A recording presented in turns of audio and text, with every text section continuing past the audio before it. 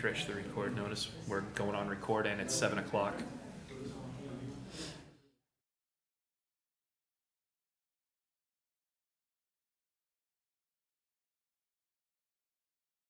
I'm going to call the Personnel and Administrative Affairs Committee to order. Today is Monday, June 3rd, 2024. It is 7 p.m. and we are in the Aldermanic Chamber. Would the clerk please call the roll? Alderwoman at Large Shoshana Kelly, Chairwoman. I am here. Alderman at Large Ben Clemens, Vice Chair. Alderman Ernest Jetty. Here. Alderman Thomas Lopez. And Alderman Tim Senate is here.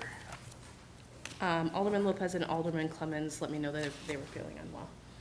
And we also have with us Alderman Klee. Anyone else? Okay. The mayor. And the mayor, yes, sorry. What's his name? That's exactly. Okay, so top of the hour, we have public comment. Is there anyone who would like to speak in public comment? Seeing none. Communications. There are none. Interviews. First up, for the Animal and Dog Park Advisory Committee, we have Alyssa O'Mara for a term to expire May 14th, 2027, 2 Bruce Street, Unit 2, Nashua, New Hampshire, 03064. Mayor? Madam Chair and members of the committee, I've nominated Alyssa O'Mara to the Dog Park Advisory Committee. Alyssa works for the Chamber of Commerce and has held other positions around the city. She also is a realtor with Purple Finch Realty. She has a dog whose name is Calliope. Calliope, Nice, right? and it very much believes in the mission of trying to establish a dog park in downtown. She's just been very active in the community for a long time, and therefore she knows the people on the committee, I believe, and she will certainly do a good job in helping us trying to establish a dog park. Great. And with that, I will turn it over to Alyssa to tell you a little bit more of her interest in this position. Well, I think my interest truly has been since the beginning, since it was first brought up.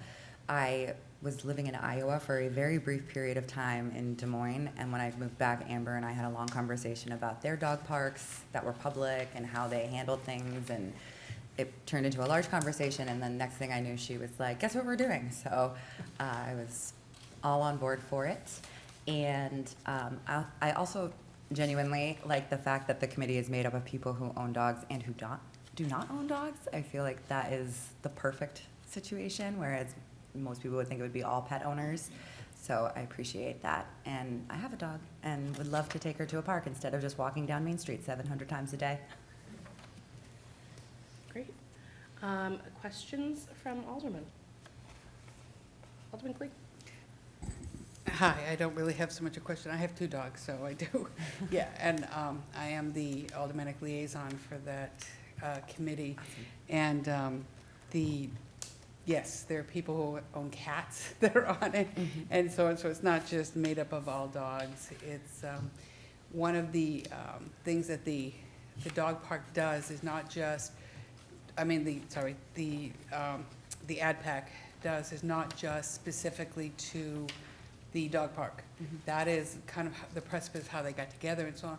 But a lot of the things that they talk about, one of my favorite conversations is dog poop.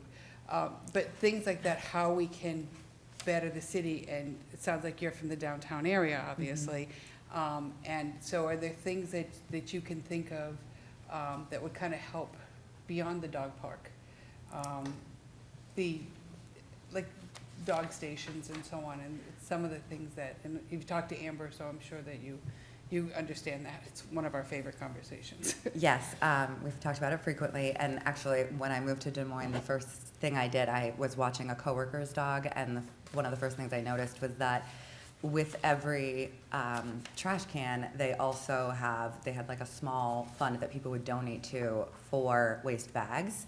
And so every other street corner had a little station for you to grab one if you needed it. And we had talked about how to make that more accessible for people, just especially, I think, in like Greeley Park and places like that. That's my least favorite thing, is when people pick up their pet waste and then leave the bags there. It's like, what was the point of that? You've just created more waste. So all of those things for sure. Thank you. And the truth is that it's not a comfortable conversation, but Mhm. dog poop is really something plagued within the city, including in our tot lots. People think, especially the Shattuck Street tot lot where it's gated, people let their dogs go in and just do it, and then the kids come down the slide and surprise, that's there. So thank you for stepping up. There is really, it's not a superficial committee. It really, they do work very hard, so thank you. Thank you. Other questions from the committee? Alderman Senate. Not so much a question, but first off, thank you for stepping forward and volunteering your time. At the risk of ostracizing myself from the dog community, I am a cat person. But as a cat person, I'm also a fan of dog parks because I think they play a integral role in integrating dogs into the community at a level that's more amiable for dog people and non-dog people alike. And I also like the ideas that you've just shared regarding, integrations beyond the dog park. Because I not everybody's just gonna bring their dog to, a 20 by 20 space with a chain link fence and, room to graze. So I certainly will be supporting your nomination. I guess my only question would be, have you had the opportunity to attend any of the meetings of the committee yet? I have not had an opportunity yet, but I will be at the next one, hopefully. Excellent. Well, thank you for volunteering your time. Thank you. Anyone else?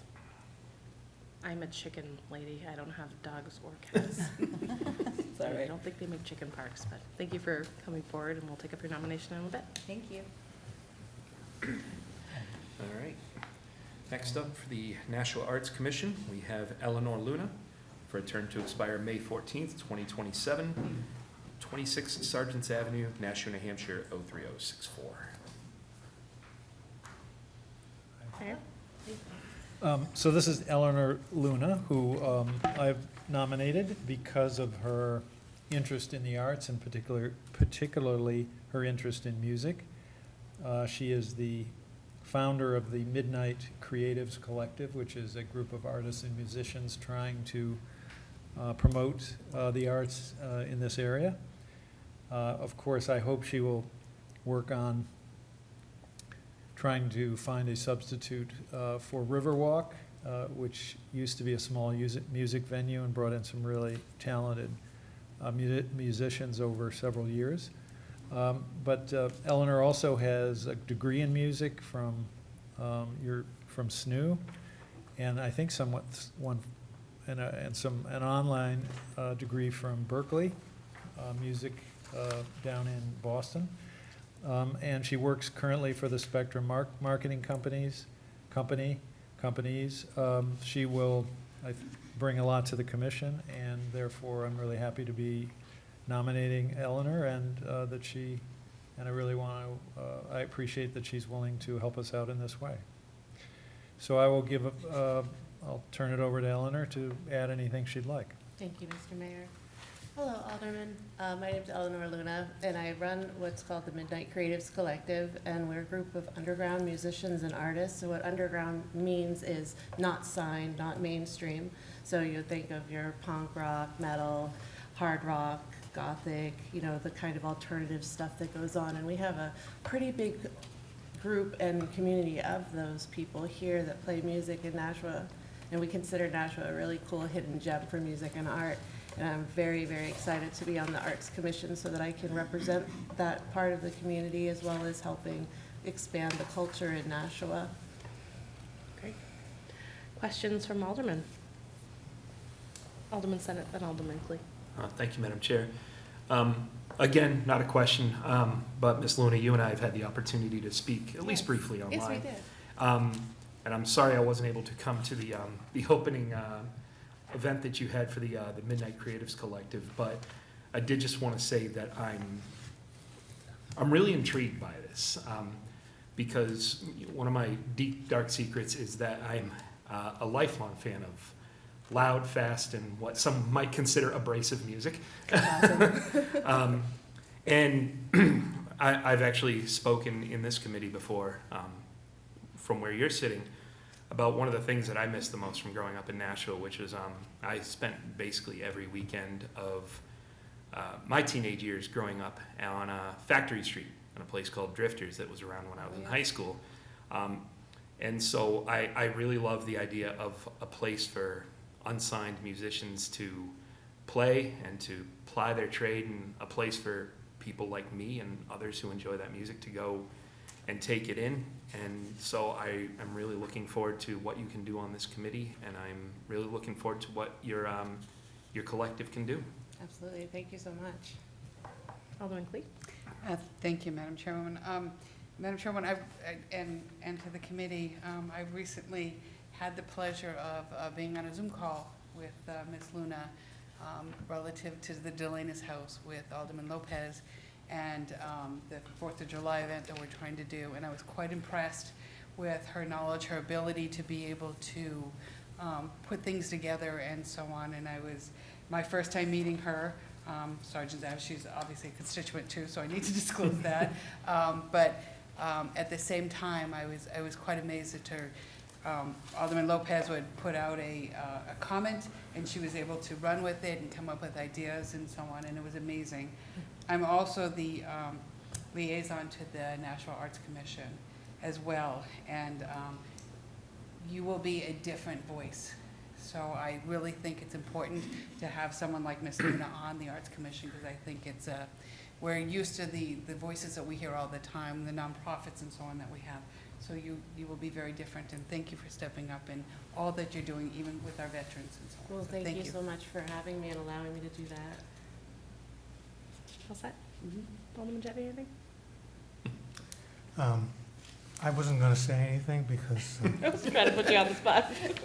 It's a long night. I must confess I am not a fan of your kind of music, That's okay, we love you anyway. but I have an open mind, and I thank you for being willing to serve on the committee. Absolutely. Well, now I have to ask a question. What kind of music are you not a fan of? Well, it takes all kinds of music to make a community, right? Yeah. So we've got all sides. All right, well, thank you. Thank you so much. Thank you. We'll take up your nomination. Derek? All right. So the next person up is Derek Gagnon, who have nominated for the BIDA, the Business Industrial Development Authority.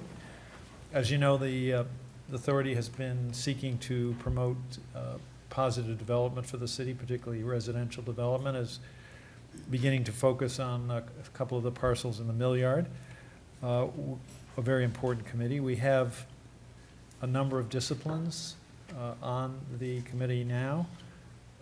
Lawyers, real estate people, a realtor, banker, but we do not have a representative of one of of BAE in particular, or of any of our large employers, our manufacturing employers particularly. So Derek Gagnon works for BAE as a facilities manager. He's been with them for a long time and has a lot of experience with them. And therefore, he will bring a different perspective to the BIDA from an additional discipline to those we already have there. And so I know he will make a very positive contribution, and I know the members of the commission, the authority, are very interested in having Derek join them. And with that, I will ask Derek to tell you a little bit of his interest. And Just a point of order, I'm going to have him read them into the record because we didn't Pardon? do that first. I'm going to have him read them into the record. and Oh, then- I'm sorry, okay. That's okay.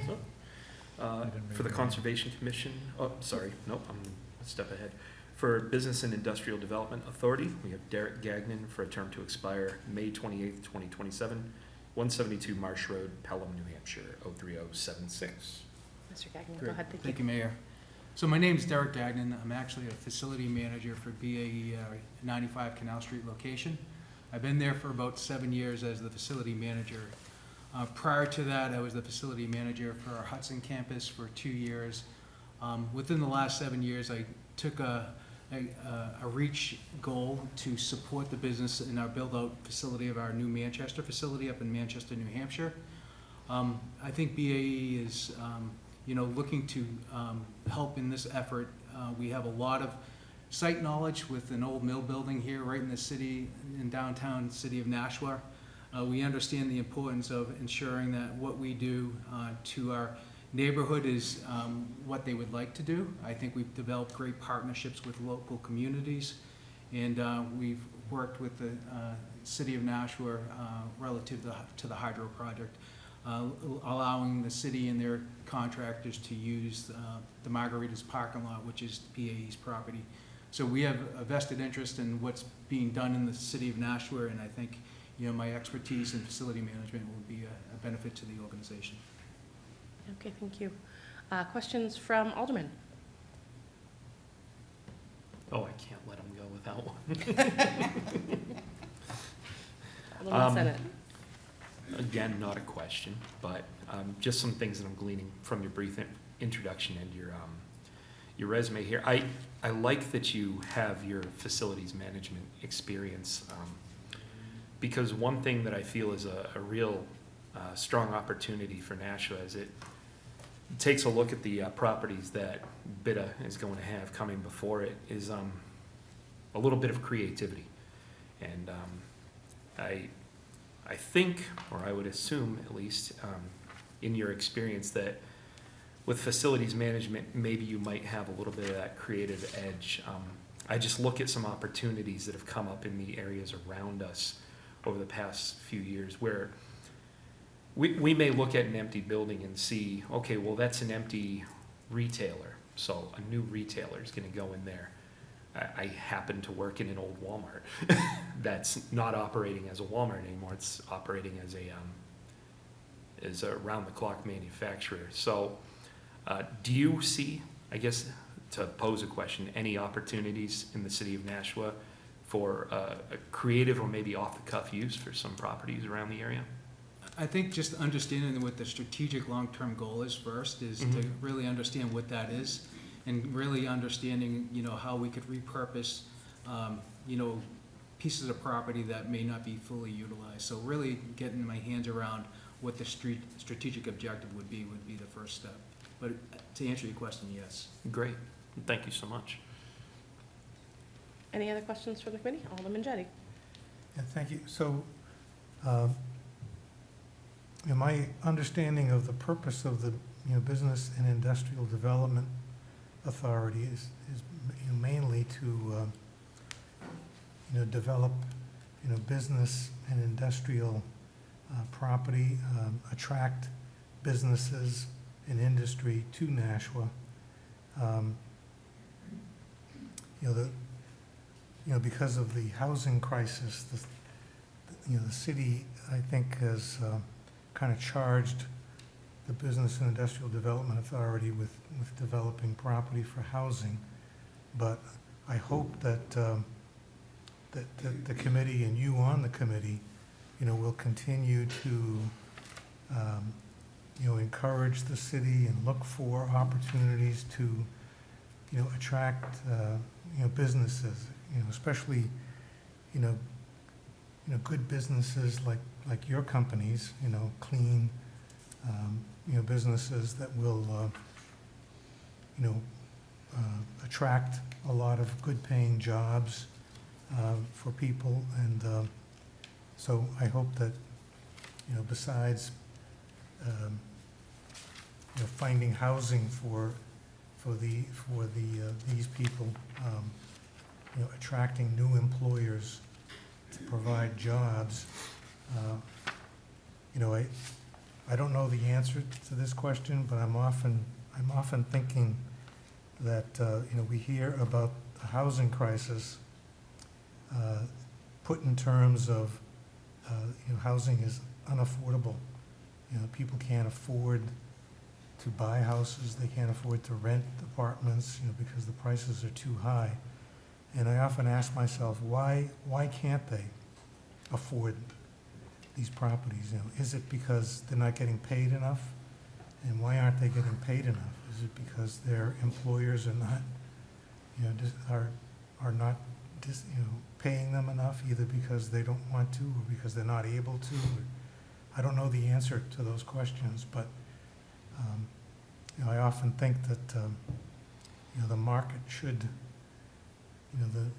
the demand for housing should be met by the supply of housing and, people's ability to afford that, if there aren't people who can afford the houses, then theoretically the prices would come down. On the same token,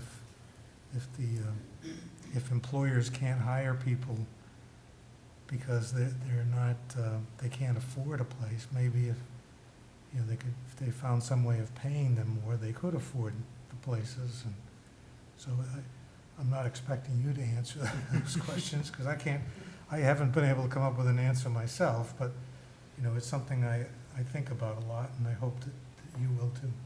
But thank you for stepping forward and volunteering. Great, thank you for having me. Okay, thank you so much for being here. So we had received a note that Robert Pincinot would not be attending tonight, is that correct? Mhm. All right, so we'll move on. Next up, for the Greeley Park Advisory Committee, we have Allison Gallipo for a term to expire May 14th, 2027, 131 Colgate Road, Nashua, New Hampshire, 03064. Mr. Mayor? Thank you, Madam Chair. So you may recall that a few months back, we created a Greeley Park Advisory Committee, and we have, I think, found 2 members so far, but we need to find a few more. And I know that Alderwoman Klee has met and knows Ms. Gallipo, who has expressed an interest in being on the Greeley Park Advisory Committee. Ms. Gallipo has lived in Nashua her whole life and has some generations before her. She spent a lot of time in Greeley Park and knows the park very well, and lives pretty close by, up on Colgate Road, I believe, and therefore she will, I think, provide a valuable insight into providing direction for Greeley Park. She's also a graduate of Revere College and has been active in the Nashua Theater Guild and has held a number of positions in the private sector for employment. So I will give you Ms. Gallipo, who can tell you a little of her interest. Thank you. As the mayor said, I grew up in Nashua, and I am hugely passionate about Greeley Park. I am lucky enough to live right down the street from Greeley Park, so I am there as often as I can. It is my favorite place to be. For Ward 3 Park Fest last year, I co-sponsored a Greeley Park bathrooms contest where we invited people to submit their photos, vintage photos, pet photos, any photos of their loved ones outside of the bathrooms. I walk there all the time. I take my nieces there all the time, and I am here to see the park thrive however I can. Thank you so much. Okay, questions from the Alderman. Alderman Klee. Thank you, Madam President. I had submitted, well, not so much submitted, but strongly suggested that Ms. Gallipo apply for this position on the committee. She is not exaggerating when she says she has a love for the park. She truly does. I think the Stonehouse is her favorite place. It's she does have this unique quality of like very unique bathrooms, but the Stonehouse it's her dirty little secret. It's the Stonehouse in particular, and as she said, that was one of her ideas for Park Fest, for the Ward 3 Park Fest last year, was to have a contest. As we know, one of the most photographed places for weddings and for graduations and so on is the Stonehouse. It's probably the most photographed bathroom in the entire state of New Hampshire. But Ms. Gallipo can be seen at Greeley Park regularly. She feels very vested in the park and so on, and I think she will be a perfect person for it. And just to let the mayor know, there will be at least one other, if not 2 others, that'll be coming forward. So, Great. Other questions or comments from Alderman? Alderman Senate. I was going to ask what your favorite part of the park was, but Alderman Clee already let us in on that. I guess I'll ask maybe a little bit of a leading question, because I know what my own answer is. What part of Greeley Park do you feel could be better utilized than it is currently utilized right now? Better utilized. I saw some empty plots in the community garden last year, and I would love to find a way to fill those plots. I like that answer. I'm a big fan of community gardens as well. It wasn't my own. For the record, my own was the band shell. I know there's limitations and whatnot, but again, harking back to my glory days in high school, I used to be able to go see my friends' bands play there, and that's a thing of the past, and I'd certainly love to see it be a thing of the future.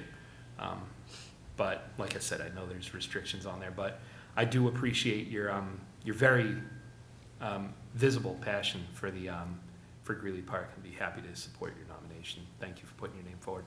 Thank you. Alderman Clee. Thank you. I wanted to add something about Ms. Galipo also, especially since we had Ms. Luna here. Ms. Galipo is also a musician, and she is a phenomenal performer for local theater that we have here, and she has performed. And one of the things that she did at for Park Fest was she read to the children in the voices and so on. So I do believe when you brought up the band shell and so on, I think that also would be a passion for her, because she has that interest as well. And as she does like to walk and so on, there are many paths that most people don't even realize that are back behind the soccer field within Greeley Park on that side of the park, that people don't even know that are there. They're getting cleaned. Our Parks and Rec people are doing things like that. So I think Ms. Galipo is probably very familiar with those as well. So thank you. I was just going to say effusive passion comes through from you and everything as you were talking about the park, so I really appreciate that. It really is such a gem here in Nashua. I do have a question. Do you, when you look at the park, you love it, are you more on preserving it as is, or do you have ideas about how we might improve it? I truly love it as is, but there's always room for improvement. That's a perfect answer. Okay, thank you so much. Thank you. All right. Next up for the zoning board, we have Joseph Patry for a term to expire May 28th, 2027, 233 Canongate 3 Road, Nashua, New Hampshire, 03063. Thank you, Mr. Mayor. Well, I am nominating Joe for the position on the ZBA. He is, of course, as you see from his resume, he's very well qualified for the ZBA. He's a graduate of the University of Maine Law School, as well as the George Washington University down in DC. He's a practicing lawyer, and that is a expertise which comes in handy, is helpful for the ZBA, because, of course, their job is to apply a legal standard to a set of facts that comes before them. Joe has indicated an interest in being on the ZBA, and therefore I'm very glad to be able to nominate him, and we'll look forward to seeing him serve on one of our land use boards. And I'll give it over to him to tell you a little bit about himself. Sure. Thank you, Mr. Mayor. So I grew up in Maine, and after living in the DC area for a long time, my job went fully remote, and I wanted to come back to New England, and just about 2 years ago ended up in Nashua, and I'm loving it. Like, I think we've got a beautiful city, wonderful people, welcoming, diverse, vibrant community. And I went to a number of the Recode sessions a few weeks ago, and started to get kind of an intro to city zoning. And obviously, as Alderman Jett and I were discussing, the ZBA, it's not a policy board, it's a quasi-judicial function, but I think it can be part of helping to maybe in some way resolve some of our housing crisis. So I'm really excited to be able to serve. Great. And I would questions? like to add, we always have, I always really appreciate someone who's willing to serve on the ZBA, so, you know, these meetings can go late, and so it's nice to have people willing to come forward. Great. Alderman Senate. I was really glad to hear that you spoke with Alderman Jettie already about the makeup of that board as a quasi judicial body, because it really is, and it's you know, I think sometimes even tempers may flare there a little bit, because a lot of people are just coming with their own ideals of what they want to do to their property, and you know, maybe they see things differently than our zoning laws do, but it's a difficult task to uphold those, and I'm glad to hear that you're up for the task. Thank you. Just want to editorialize Yeah. a little bit and note that I've had the opportunity to know Joe for maybe a little over a year, and geez, one of my favorite things that I'm enjoying about this committee is I've had a couple of people come forward and with resumes full of information I had no idea about. If you had asked me prior to receiving your resume what Joe did for work, I couldn't have told you. I could have told you he's a great guy and a really even-keeled mind, but this is very impressive. I think you're going to be a fantastic addition to this board. Thank you. Alderman Jettie. So, for the benefit of people who don't know, Attorney Patry, is that Patry? Patry. Patry. Attorney Patry works for a company, well, formerly known as Mortgage Electronic Registration Systems, Inc. And for anyone who's ever done any work at the registry, looked up any mortgages, you know, there's probably, might be an exaggeration, but there are probably 1 million mortgages with the name Mortgage Electronic Registration Systems attached to it. So I should, you know, with the caveat that I'm not speaking for the company, but it's closer to 100 million. So we're all over the place. So, in as much as I've seen that name, I've never met anyone behind the name. So it was a pleasure to meet him tonight. You know, as you probably heard me say before, the zoning board is a quasi-judicial body, and one of the most difficult things for the zoning board to do is to apply the law as given to them by the aldermen who are speaking for the citizens, and the ability to say no to people when they don't qualify for a variance. There are very strict rules about what entitles a person to a variance, and so I hope Attorney Patry will be able to accept his role as a judge in these cases and apply the rule of law, which has been in the news recently. So thank you very much for stepping forward and volunteering, and appreciate it very much. Thank you. Anyone else? Okay, thank you. We'll take up your nomination in just a minute. Do you want to do the next two together if they're both here? Sure. All right. So next up for the Cultural Connections Committee, we have Ada Nadir for a term to expire May 28th, 2027, 130 Flagstone Drive, Apartment 4, Nashua, New Hampshire, 03063. And Meta Vornum for a term to expire May 28th, 2027, 22 Killian Drive, Nashua, New Hampshire, 03062. Here's Ms. this little- Nadir is not here to be Okay. interviewed, but Mita Vornum is here, and so I'm nominating her for the Cultural Connections Commission. You can see from her resume that she's been involved here in Nashua for a long, long time. She grew up here. She is a selectman, meaning an election official in Ward 9, and has been for a few years. She went to the Nashua City Academy a few years back, which is a program we put on for anybody interested to learn many aspects of city government. It usually goes over a period of 13 weeks. She's been an officer of the Nashua Interfaith Council. She's been involved with United Way as a volunteer on a number of different initiatives. She's a trained engineer. And Ms. Vornum is interested in being on the Cultural Connections Committee, and they need more people, and therefore I think she'll play a really important, valuable role there. And with that, I will turn you over to Mita and tell you a little bit about herself. So yes, my name is Mita Vornum, not to be confused with Facebook, which has stolen my name and made people mispronounce it all the time. I with apologize. Meta. I'm just teasing. I have an unfamiliar name and there is no problem, but you can ask me my name anytime. But now you won't forget it. I have been a friend of the Cultural Connections Committee for approximately 3 years.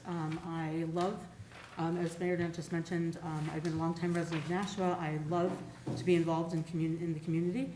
And I had participated I had attended the Multicultural Festival in the past, and I thought that my church could be involved as a volunteer, so I contacted the Multicultural Festival Committee, and and when I offered volunteers, they said, hey, how about you come to a bunch of our meetings? So I've been doing that since 2022, and I've become more and more involved, and I attend the Cultural Connections Committee meetings.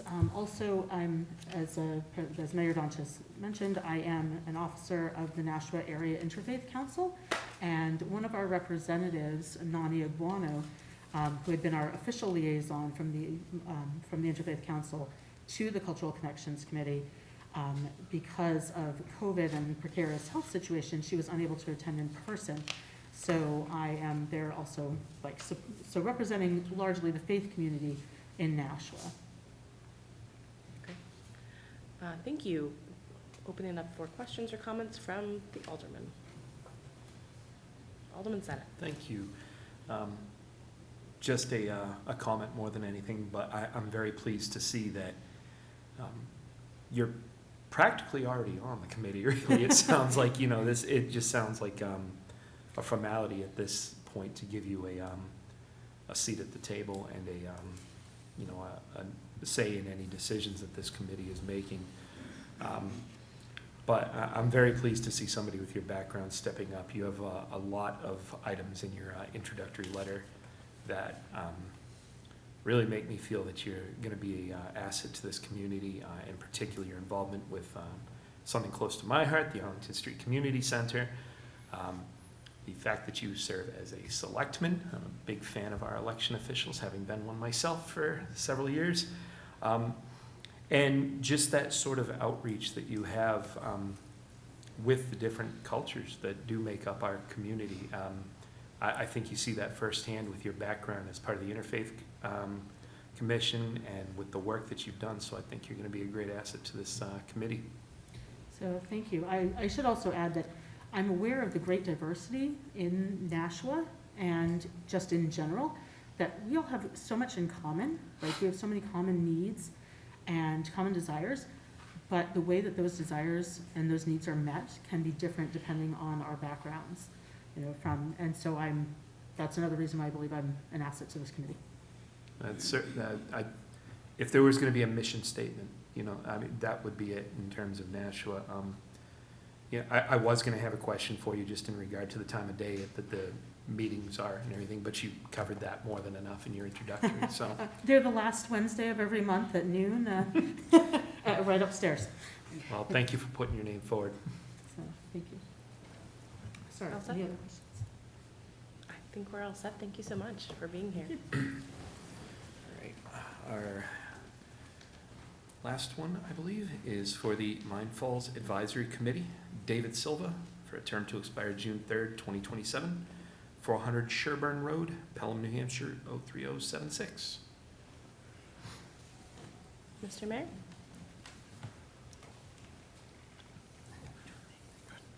I want to introduce you to Mr. Silva, and who I've nominated to the Mindfulness Advisory Committee. They play a very important role in that particular park, which is one of Nashua's two biggest parks. They not only advise Park Rec about issues pertaining to Mine Falls, but they also supervise and or participate in a lot of activities in the park, cleanup days, trail days, things like that. So it's a very important committee related to one of Nashua's two greatest parks. And it was after this advisory committee, really, that we modeled the Mine Falls Advisory Committee that we just talked about a few minutes ago. You see that Mr. Silva has had a whole number of experience, jobs, employment in the manufacturing sector, but the most important thing to understand about him is that he has previously served on the, despite the fact he now lives in Pelham, he has previously been a member of the Mine Falls Advisory Committee and understands the role very well. He loves the park so much that even though now he lives at a distance, he would like to come back and help out, and as he did in the past. We really welcome the help. It is, although a national park, it attracts a regional group of people along with Greeley. So I'm very happy that David Silva is willing to come back to Nashua and devote his time to helping us with Mine Falls. And so I will turn it over to Mr. Silva to give you his perspective on the committee and his participation. Thank you, Mr. Mayor. First of all, I want to thank you guys for entertaining my application. I'm going to start that I grew up in upstate New York, and I'm from a very rural area, and I appreciate the outdoors. So and the other thing too is I do live in Pelham, but it's like I'm only 4 miles away. I own a half an acre in Hudson, so I'm almost there. I was with the committee for approximately 7 years. I was the chairman, and I also was the vice chairman. And I utilized the park all the time. If I'm not in there riding my mountain bike, I'm walking, or we're doing cleanups. And before I even forget about this, you guys have a great committee right now. You got a dedicated people who will, day after day, they're in there and they're cleaning up and they're making sure that the park is as clean as possible. My intent is to get back in so I could be more of a, I may end up becoming chairman again, or at least I'm gonna be a lead person. When we have a trail day, I'm there all the time, but I'm not there as an official member, but I can actually lead these chores that we have every trail day. There's multiple tasks that are done, and we assign tasks every trail day, and we send people out to different areas of the park. But we want to have committee members as the guides, the leads to be there. We do depend on high school students, and we got to be careful that they're not doing anything that could be dangerous. And other than that, again, the park is beautiful. When you come under the bridge over Route 3 and you're heading down Spine Road, heading toward Lincoln, that whole Spine Road in the summertime is absolutely beautiful. It's like a Currier and Ives picture. And you're walking out in the middle of the woods. It's just awesome. And there's plenty of other places of the park that are as beautiful also. So that's my main reason. I'm coming back. I left for family reasons, and that's the only reason I left. I'm raising my granddaughter. She's now 22, and she was having issues in school. We had her, she's 22, we had her 17 years out of her life. So we stepped aside and got her through high school. She graduated in 2020, the worst year, and she just graduated from college with a bachelor's, and she's going on for her master's. So we did our job. And that's it. Again, the only thing I can tell you is that I'm passionate about the park. When I first came on that committee years ago, and Mr. Mayor, I was in Pelham when I first started too. I've been in Pelham for 20 years, but I've been going to the park for like 17. I would go in that park and I would see garbage and I would get frustrated and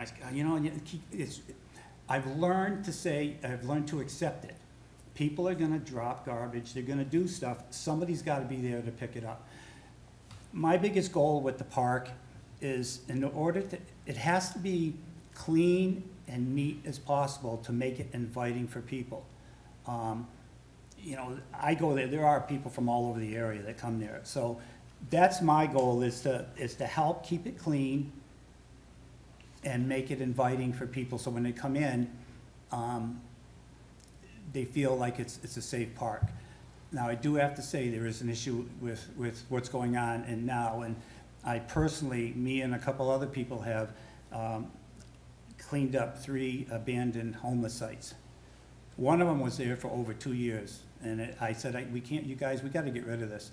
So, that's what I say is our biggest problem right now, is the homeless people in the park, and not so much them there, it's I am a strong believer that the city of Nashua should end up having a rapid response team, that when a homeless site has been abandoned, that it gets cleaned up as soon as possible, whether it's us and the committee or the city, because we had one that was full display right along the canal. You look down over the canal toward the river, and I'm telling you, it's junk. And I said, we just gotta go. People can't see that. It doesn't look good for the park. So that's what we're doing now, and multiple other stuff. And that's probably about it. Questions from the committee? Alderman Clee. Thank you, Madam President. I'm going to get back to the subject that you brought up last. You sound very passionate about the park, and Miss, I want to make sure I have the name proper. Miss Amara, who was part of the dog park advisory, kind of made a comment about one of the worst things to see are these little poop bag. I'm always of the belief that, hoping that people drop them because they think on their way back they're going to pick them up, and I guess had amnesia on the way back and forgot to get them or took a different route. I personally love Mine Falls as much as I love Greeley Park. Not this past year, but in years past, have arranged a Greyhound walking, and I love our maps. We do the purple and we go all the way around, it's a wonderful place to be. One of the hardest things is keeping it clean, and I know we just had a trail days, is it Sunday? The 3rd, right? 2 weeks ago. Okay, 2 weeks ago. We took down 2 camps 2 weeks ago. Yeah. Yeah. The comment about the camps is when I had a constituent, when I pushed that we were doing the trail days, and that they were going to be happening. I thought there was one this past weekend too. I thought it was June 3rd from the list. No, I'm trying to no. think. Oh, we didn't It's have it, coming up okay. in the middle of the month. Okay, so anyways, but the issue with the homeless camp is, for those that are listening, and Alderwoman Kelly probably is more familiar with those, is that it's there or where else. They're gonna end up somewhere, and I can tell you, we've had them in Greeley Park and so on. I loved your idea about the rapid response when they've been abandoned. We do have a group of people, such as Alderman Lopez and our public works people, that are walking around and talking to people like that. So, having said that, do you feel that the Mine Falls Advisory Committee could work with this group, seeing that you're very active with the park and so on, to kind of point out things that have been abandoned? You said that you cleaned them up. I helped clean up a homeless park too, and there are a lot of needles. There's needles, to be yeah. honest. And that's And what we so get, on. with our young people there. You don't want nobody, not just anybody should be cleaning up those sites. Right, I agree. To make them as part of trail days can be a very Yeah. These were done difficult off. thing. This was off trail days that we did this recently. Okay.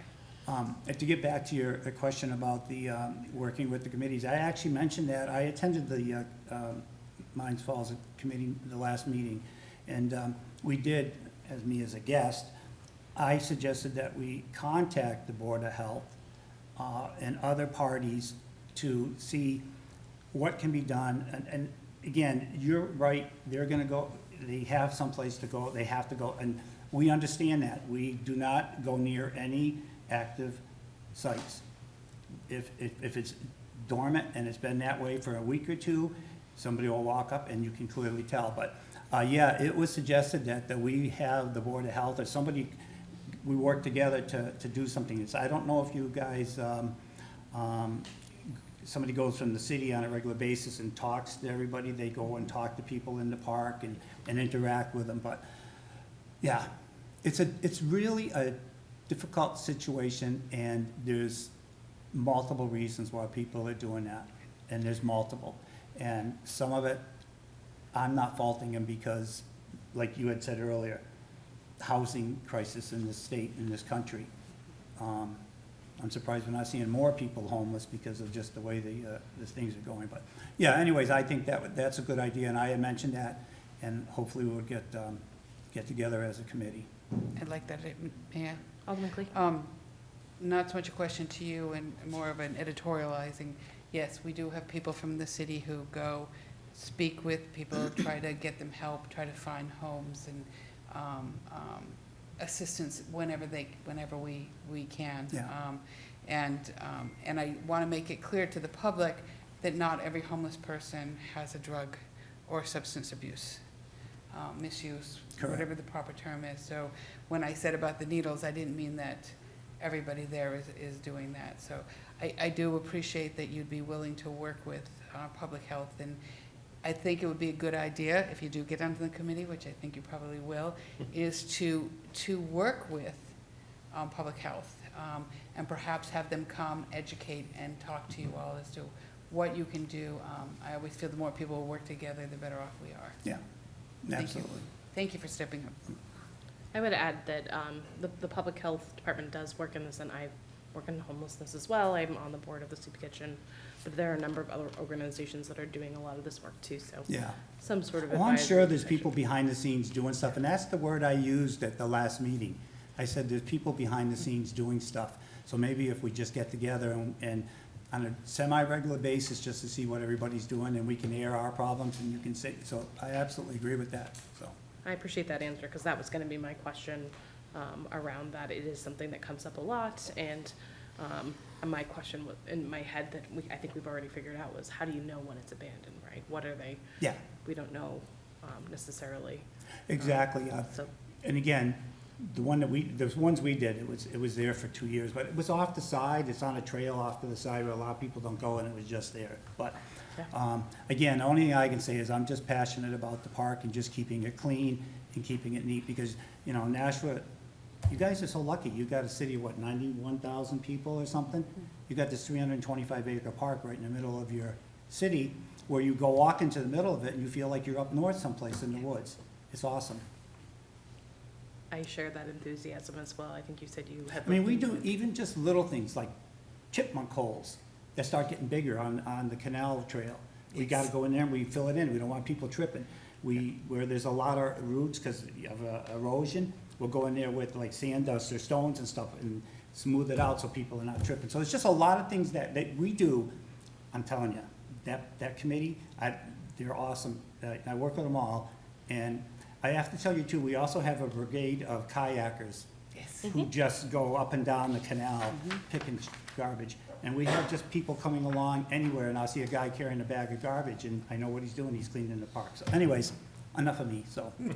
No, it's lovely. This This is is one of the about you. favorite things I enjoy about this committee is people who are so very passionate Yeah. about the ways in which they're volunteering. And Yeah.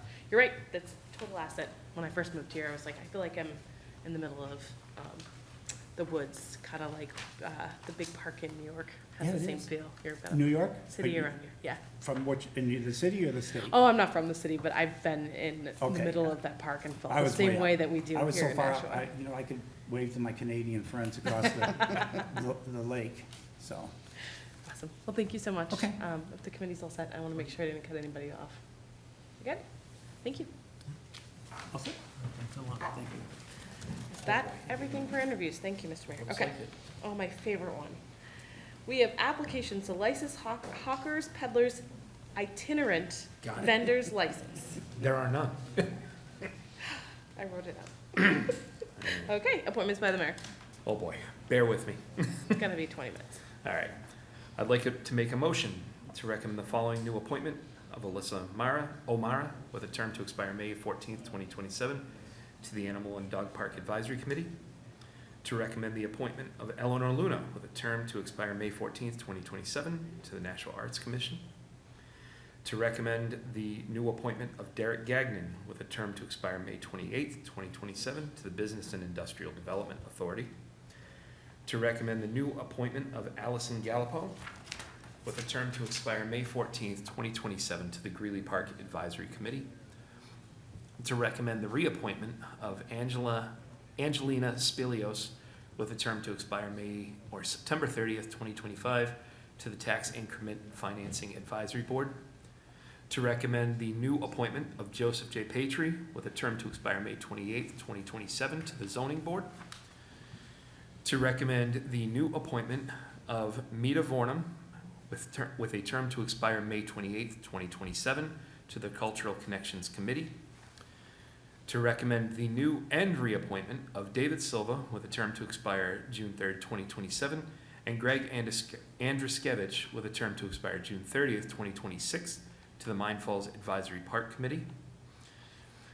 And to recommend the reappointment of Cameron Green with a term to expire May 31st, 2027, and Adam Varley with a term to expire March 31st, 2027, to the Planning Board. Good job. Good job. You've heard the motion. Is there discussion on that motion? Alderman Clee. Just a comment. It was really wonderful to sit here and listen to such enthusiastic and passionate people, and I want to thank all of you for coming out today. To me, it was just an automatic given hearing everybody's comments and reading resumes and so on, and you guys have the best job. You do a pretty good job. I appreciate Thank you. that. Okay. Alderman Jettie. Yeah, so I would just, I just want to thank the people that are being appointed tonight for volunteering. And I guess I would like to remind anyone that's listening out there that this city depends quite a bit on volunteers willing to serve on these committees. And there are many opportunities for anyone who's interested in serving the city. You don't have to run for office. You don't have to undergo the expense of doing that or the commitment that's required. There are many opportunities to get involved and serve the city. And I encourage anyone who has an interest in any part of the city to contact the mayor's office and find out how they can how they can serve and to volunteer. Thank you. Thank you, Alderman Jettie. Okay. You've heard the motion. All those in favor? Say Aye. Aye. Anybody opposed? That motion carries. Unfinished business. There is none. New business resolutions. There are none. New business ordinances. Thank you, everyone. So before us first, we have O24-014, increasing fees and fines in the parking ordinances. At this time, I'd like to make a motion to recommend final passage. The motion on the floor is to recommend final passage. I see Director Cummings is here. Yes, thank you, Alderwoman Kelly. I'm just curious, would you like us to approach and sit at the Sure. in Do you have the a chamber? presentation or something? We do, yep, and I was going to ask if I could put it up. We may have an issue. We haven't Yeah, we haven't been to- able to get logged in. No, Yeah. he's gonna use his own, you just have to switch it over. I'll show you. Okay. I trust you.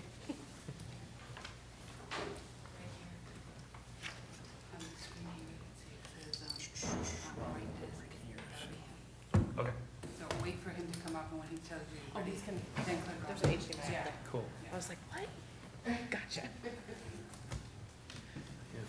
people I have to add to our also in attendance. Oh, damn. Yes, lots of people.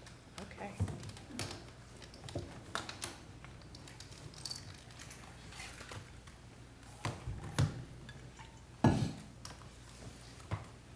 Director Cummings, once you're ready, can you just introduce everybody who's with you so we can get it on the record? I know we have everybody, but my clerk is furiously writing, also in attendances right now.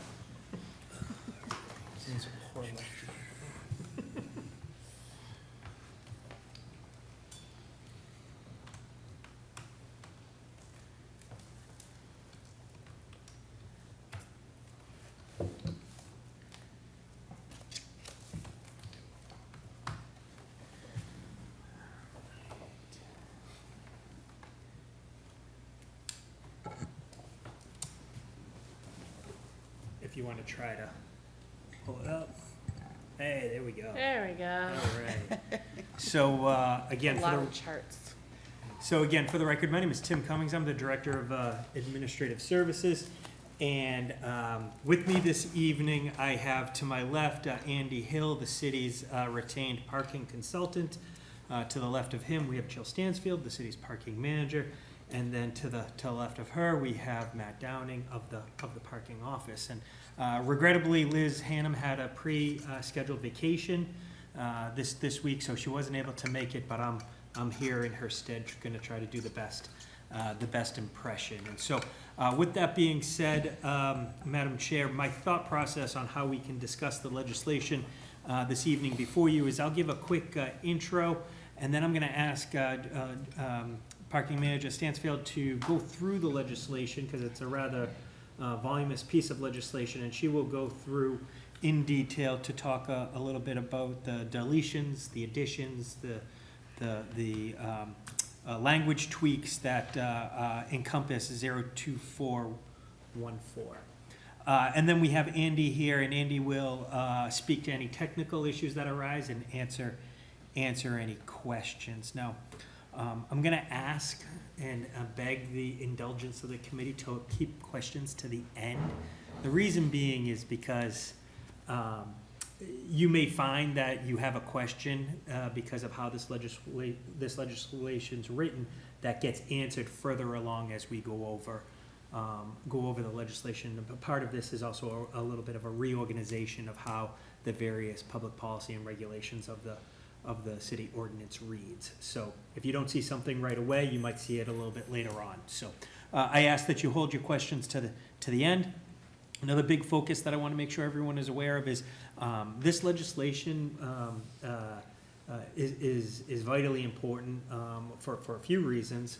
One of which is, and I want to make sure this body is aware, is that there was some assumptions made in the FY25 fiscal budget that is predicated off of this legislation. So no matter what happens here with the Board of Aldermen, it may necessitate some changes with the operating budget, the FY25 operating budget. So I want to make everyone aware of that because of the contemplated changes here, we did make some assumptions with the operating budget. I'm pleased to be here this evening because this is one of the first pieces of legislation that works towards the implementation of the parking plan. This parking plan has been a long effort by the city of Nashua. Started a couple of years ago, and we are here now seeing really one of the first of what I think will be a few tranches of legislation that come before you that starts to implement and adopt some of the recommendations that are in the parking plan that you've been briefed on previously. So. With that being said, Madam Chair, I'd like to hand it off to Parking Manager Stansfield, where she can go through 02414, and I'll start now by asking for this body's favorable recommendation of that legislation. Thank you. If I could just remind everybody to say their name and title when they speak for the transcriber, please. Thank you. Jill Stansfield, Parking Manager. I want to thank everyone for your patience. This has been a long time in the making. As Director Cummings has said, we were slated to start this project in 2020, March of 2020. And we ended up having to put it off a little over a year before we actually got started. So this is a long overdue project, so I'm very excited to be here. So with that being said, I was just going to run through this piece of legislation and try my best to kind of give a broad but detailed enough overview of each section. And Andy here will also be able to answer some questions following my brief description of each of the sections. So with that being said, I'm going to jump right in. Article 11, parking meters, 320-42. What we did here, the purpose of this article in revising it a bit was to make it a little bit more aligned with what our kind of goals and objectives are in the department. The purpose of this article is to assure the general public a free use of the city's streets by regulating and enforcing the privilege of parking, compliance with posted time limits and turnover of parking spaces in the areas of high demand, and to aid parking enforcement necessary to ensure fair and equitable access to all members of the general public in service of continued civic vibrancy and prosperity. Again, this language was modified to kind of align closer to our objectives here in Nashua for our parking department. Under the next section, 320-47, this is a rather large piece of the parking ordinance. And during the study, there was a recommendation to, in addition to making some changes to our fees and fines, to actually improve the clarity of our department's objectives and the policies within it. And in this section here, we took out and separated out meter fees and permit space fees. And what we did is we kept this section to speak to the meter fees portion, and then we moved all of the permit fee information into a section a little bit down the road from this in the same piece of legislation.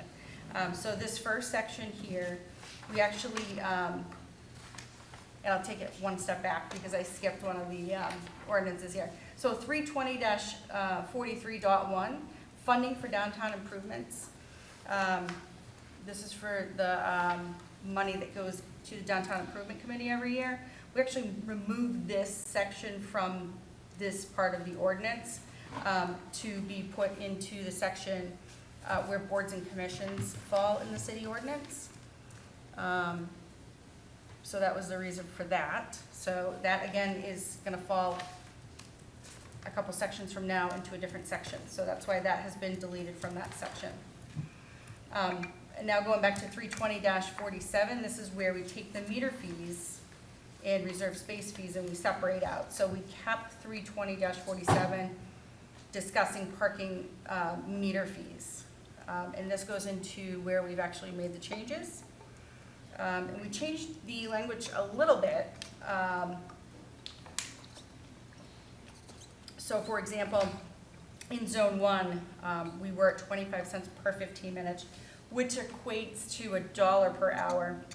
The study recommended increasing our zone 1 locations by 50 cents per hour. And then zone 2, the recommended increase is a 25-cent an hour increase. And in zone 3, same thing, a 25-cent increase on the hour. So that is what that section has now in it. In addition to that, we did leave in, there's a section, which was section B, it's now section, I apologize, it was section D, now it's section B, because we moved all the permit into a different section. This specific one talks about our meter bag use. This is if somebody's doing construction, moving, and they need to rent a bag for a meter for an extended period of time for whatever construction, or if they need a moving van, whatever project they may have going on. And what we did is we aligned the cost of that to align with the new meter rates. So it's essentially the same rates as the meters in each of the locations, but they're able to stay beyond the time limit and have that use of that space for their need solely. So that is what that section is. And that does it for 320-47. From there, we have 320-48. This is the section that goes through the parking meter lots. It lists out all the different lots and which zones they fall within. Only a couple of changes here. We actually took the library parking lot, which was up until hopefully before, and when this legislation passes, had 2 different zones in it. So it was a little bit confusing for the parking patron in that location. The reason that was put into effect years ago was so that folks that wanted to stay longer than the 2-hour limit in the half of the lot, the back half they were able to stay beyond that 2 limit. So it was kind of an unlimited area. So what we did is we made that one lot all entirely itself. And you'll see in just a section from now what that new rate and time limit will be. So that was section 320.48, so that covers that. Then we jump into 320-49, which is the time limits in parking lots. Zone 2 will be going from, and let me just take a step back, Zone 1 is all on street. We don't have any lots in Zone 1, so that's why it jumps right into Zone 2. Zone 2 will go from 9 a.m. to 7 p.m. daily, except for Sundays and legal holidays. That's actually going to get changed. It's going to go to a 3-hour time limit. Our Zone 3 is going to go from a 9 a.m. to 6 p.m. Previously, it was to 7 p.m., and that's going to have an 8-hour time limit. In Zone 4, which is our new zone for the School Street Garage, that will be a 24-hour day limit, and that'll be a tiered rate, which was actually just passed recently at a prior meeting. And so that covers 320-49. 320-50 speaks to the parking time limits on street. And we've made some changes here. Zone 1 will be going from 9 a.m. to 7 p.m. to 9 a.m. to 9 p.m. Daily, except Sundays. Zone 2 will be 9 a.m. to 7 p.m. daily, except Sundays. Zone 3 will be 9 a.m. to 6 p.m. weekdays. And then we go into Zone 1 and Zone 2. The time limits will be, for Zone 1, it'll be a 2-hour time limit, and that's something that's been talked about for several years. Specifically, some of the businesses in Zone 1 have found it a little bit challenging for their patrons to be in and out of their shop or their restaurant or their other business in that 90-minute limit, so this brings it back to a 2-hour limit, which will be helpful. Zone 2 will go to a 3-hour time limit, which was 2 hours previously. And our Zone 3 would go from a no time limit to an 8-hour time limit. The no time limit kind of cropped up some issues for our department with trying to have vehicles that are just sometimes left abandoned in certain locations on street or in lots. So it kind of contradicted with our the city's abandonment clause with leaving vehicles for an extended period of time. So that kind of covers 320-50.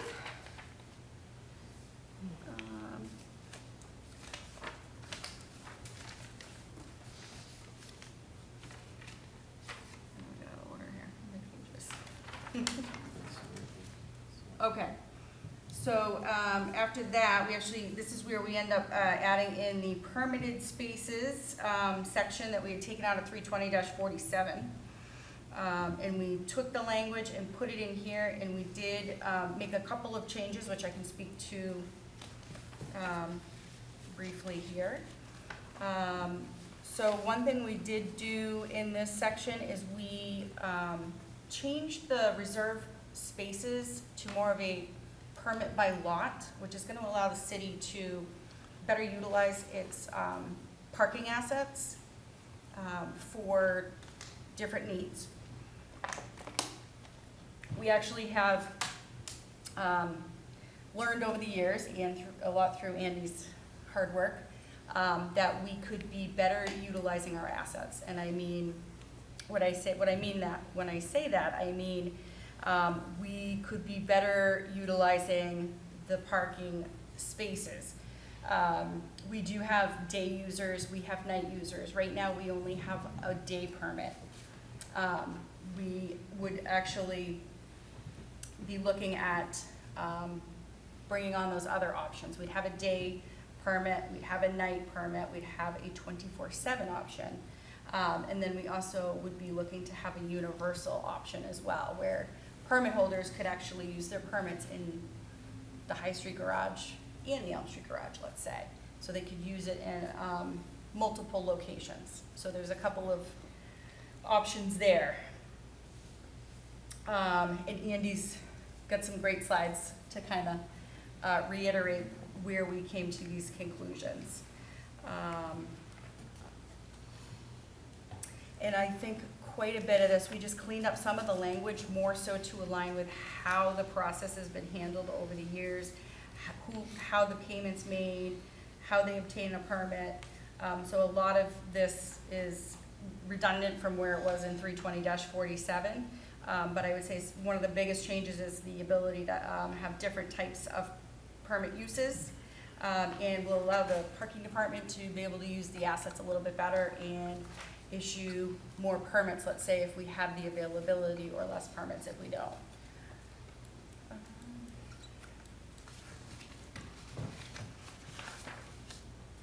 And then 320-87 is the next one. And this is the violations and penalties section. We made some changes here.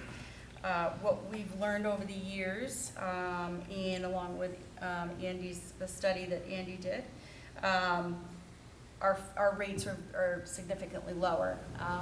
In some cases, it's cheaper to get a ticket than pay the meter. So again, a long time in the making, but we're looking to increase our fines ever so slightly. Just to give you a couple examples, our expired meter ticket would go from $10 to $15. Some of the fines actually remain the same, but what we were able to also look at is adding in an escalation schedule. The way we were set up currently is you would have to reach a certain amount in tickets before you saw another sort of penalty, which would be towing of your vehicle. This allows us to increase a fine if you don't, if you continue to do the same fine over and over again. So your first expired meter ticket would be $15, and then it would escalate after that. And then the other recommendation that you see in a lot of other communities, as far as if you do exceed what the, well, up until this point, we've had, you have to get $200 or more, or $100 or more in parking tickets to get before you're towed. This would allow us to tow, and this is, I'm sorry, I'm jumping into 320-89 now. This would allow us to tow after a certain amount of tickets. So you wouldn't necessarily be able to get 20 tickets before you're towed. This would bring it down to like less. So that way we don't have constant repeat offenders. We're able to try to manage that behavior and curb bad behavior well before they would hit that amount of money in tickets. And then after that section, we jump into where we have actually moved the Downtown Improvement Committee section, where it talks about the committee for the Downtown Improvement Committee, and that's going to go into its own section. So that is just language cleanup. And then, again, this is just more of the cleaning up of the language, it looks like, for the Downtown Improvement Committee and where it's, how it's funded. So with that being said, do we want to go through? I believe now, Madam Chair, would be a good time if there was any questions that arose before we continue on. Alderman Clee. I'm sorry, Alderman No, Jennings, no, did you? go ahead. Just a couple of questions. I feel like I have a Jill on speed dial. Ms. Stanfield is one of the people I call weekends and nights. The question that I have for you, though, when you spoke about the number of tickets that would escalate, is that just unpaid or is that tickets, period? Because as you pointed out, sometimes for something that happened a number of years ago, when we had a tractor trailer that was parking on Mount Pleasant, taking 2 parking spaces, it was cheaper for them to pay the $25 fine than it was to try to lease a space somewhere with a company for their vehicle, and then it was right across from where they lived. So if they had, in the past, they had 3 outstanding before we would tow them, if they have multiple tickets, even if they paid them every single time, is that like 3 strikes, 5 strikes, 10 strikes kind of type thing? Sure. Okay. Andy Hill, Desmond Associates. When we looked at changing the fine structures, the escalation or the towing has always been predicated and will continue to be predicated on unpaid citations. So the whole idea with a citation is not to be punitive, but to be corrective, that you want folks to identify that by engaging in this activity, there's a certain opportunity or time cost associated with it. So, in answer to your first question, the trigger would always continue to be number of accumulated unpaid citations, and I believe it's within a 12-month cycle. I think that's in the actual language right now. The idea with the escalation schedule and the idea that it's one rate if you pay it within 15 days, it's another rate if you pay it within 30 days, it's a slightly higher rate in 60 days and in 90 days, is again the focus on corrective action. The idea that if people pay their tickets in a fairly timely manner after they receive them, they will continue to associate there's a cost associated with this behavior and they're less likely to reoffend. For the folks who are just saying, well, I'm just going to continue to accumulate the tickets, it's worth my cost or my time. Now, the longer they let those tickets sit out, not only do those tickets grow in terms of cost over time, but now they also have the ability to accumulate enough tickets to then trigger potential towing and impound as well. So a lot of the rework that we did was just based on looking at behavior patterns for current users downtown and trying to find ways to restructure those to make them more effective as far as curbing or changing those behaviors. Madam Chairman? Alderman Flake? Thank you. I guess I would like to see something beyond the unpaid. And the reason for that is the example that I gave you. He parked there, and his wife paid it the next day or within 2 days. So they were only paying a $25, 2 parking spaces, $25 a night for a tractor trailer. What a deal. And I just, in my opinion, this was a habit, and it was a cheaper habit for them to do. So while I do agree that I would like to see us not be punitive, more corrective, I think for the average person it is corrective. But how do we stop the scofflaws, I guess you would call them? Yeah, scofflaws is the right term. Yeah. How do you stop that behavior? Because that behavior is truly the bane of our existence and the biggest nuisance. And I'm not asking you to correct this, but Ms. Stansfield, know that we have some severe situations, and I would like to see it be taken care of in this type of a, and I'm not sure if this is necessary, we have to do it, but we do have some major issues. And unpaid just doesn't cut it, because they're right there. We've towed people because they met the requirement for towing, only to an hour later for them to put their vehicle right back in the same space. And that is a true scofflaw. So how do we kind of correct this action within the law, because it's on their side? So, if I may, Madam Chair. Go ahead, sorry. Thank you. Tim Cummings, Director of Administrative Services. So there's a couple ways we could handle this, depending on what the pleasure of the body is. First, we could pass the legislation as is, and then we could come back and seek to amend it. If you're not comfortable doing that, then, now is the time where you would want to offer an amendment. And if that's the pleasure of the body, I would suggest that you table the legislation this evening to make sure that we get the language correct. and we fulfill the needs or desires with that language, and then we would come back before you and offer it as an amendment. And so those are the two ways I think that I would recommend in terms of handling this. There's at this point, there's really no time sensitivity into getting this legislation adopted, other than we know that the FY25 operating budget is coming. But I think we can definitely figure that out. We would need, I think, to be able to help facilitate the idea and the comment that was just raised, we would need a little bit more detail.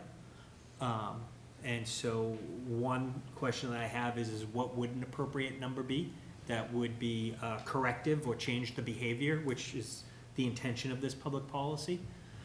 Two, is there a desire to try to differentiate between every vehicle, or is it just certain vehicles that are of concern?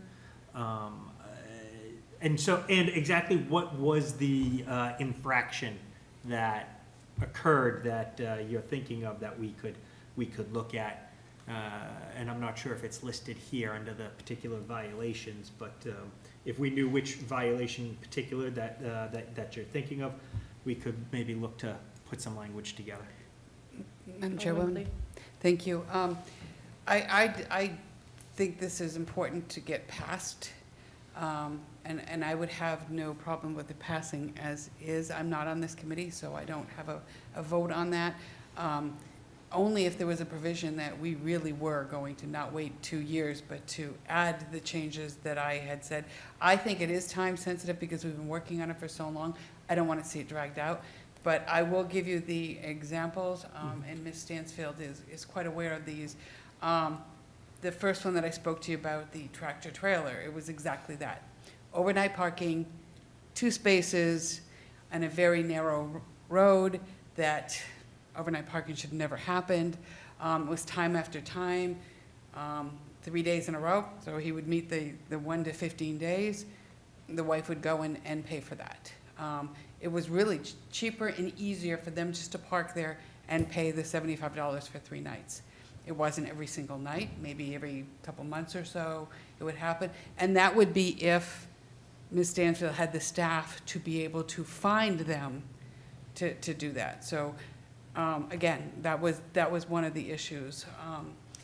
The next one is a very sensitive issue, and that is a person who was true habitual parker that blocked people's driveways, parked on the street, still doing it, has been towed multiple times, parked right back within an hour. This is a person that, because they know that there is nothing that really stops them, short of being towed, and the police's hands are tied, Stansfield hands are tied, the person who is putting up with this, and to quote the chief of police, no one should have to put up with this. We need the laws to protect the people and the residents. Without giving names or location, this is extremely dangerous. And I mean, parking on the sidewalk, blocking someone's doorway, parking in front of a driveway, all the same person doing these things, time after time. Even today, we got an email that said, how can I continue to live like this? So I would like to see something in, and I hate to have to pass a law for one person, but I'm sure there are more. And this is a very dangerous situation. When we have our police hands tied, as well as parking enforcement, I think we need to address it. So if I may, Madam Chair.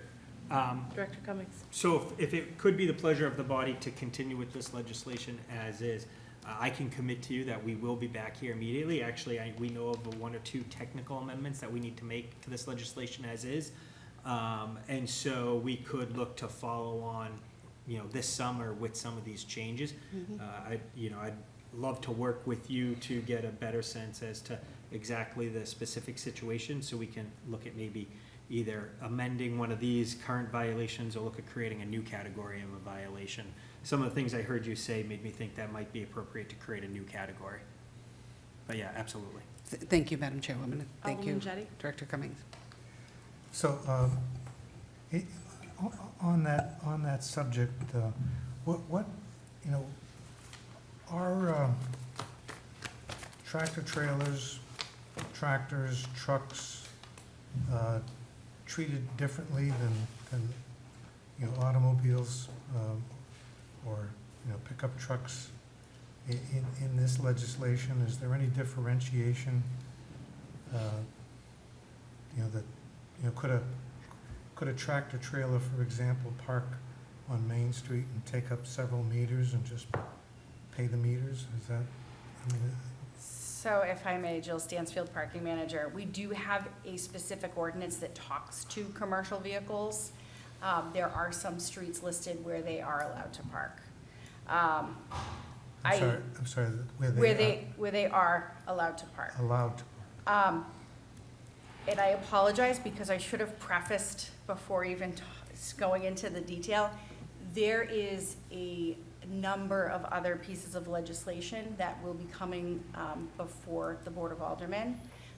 Language changes, recommendations to different street time limits. We have upwards of 10 to 15 different types of time limits throughout the city, even more than that, that we're looking to consolidate a little bit for better management purposes. We have quite a list of things that we're going to be coming forward with. And so we knew coming forward with this, there would be some changes and amendments, possibly either tonight or even additional changes that will be coming through this over the next couple of years, to be honest. I think it's gonna take some time to implement. I think we're gonna have some things that work, we're gonna have some things that don't work. So I think we are gonna end up having to make some corrections or changes to this.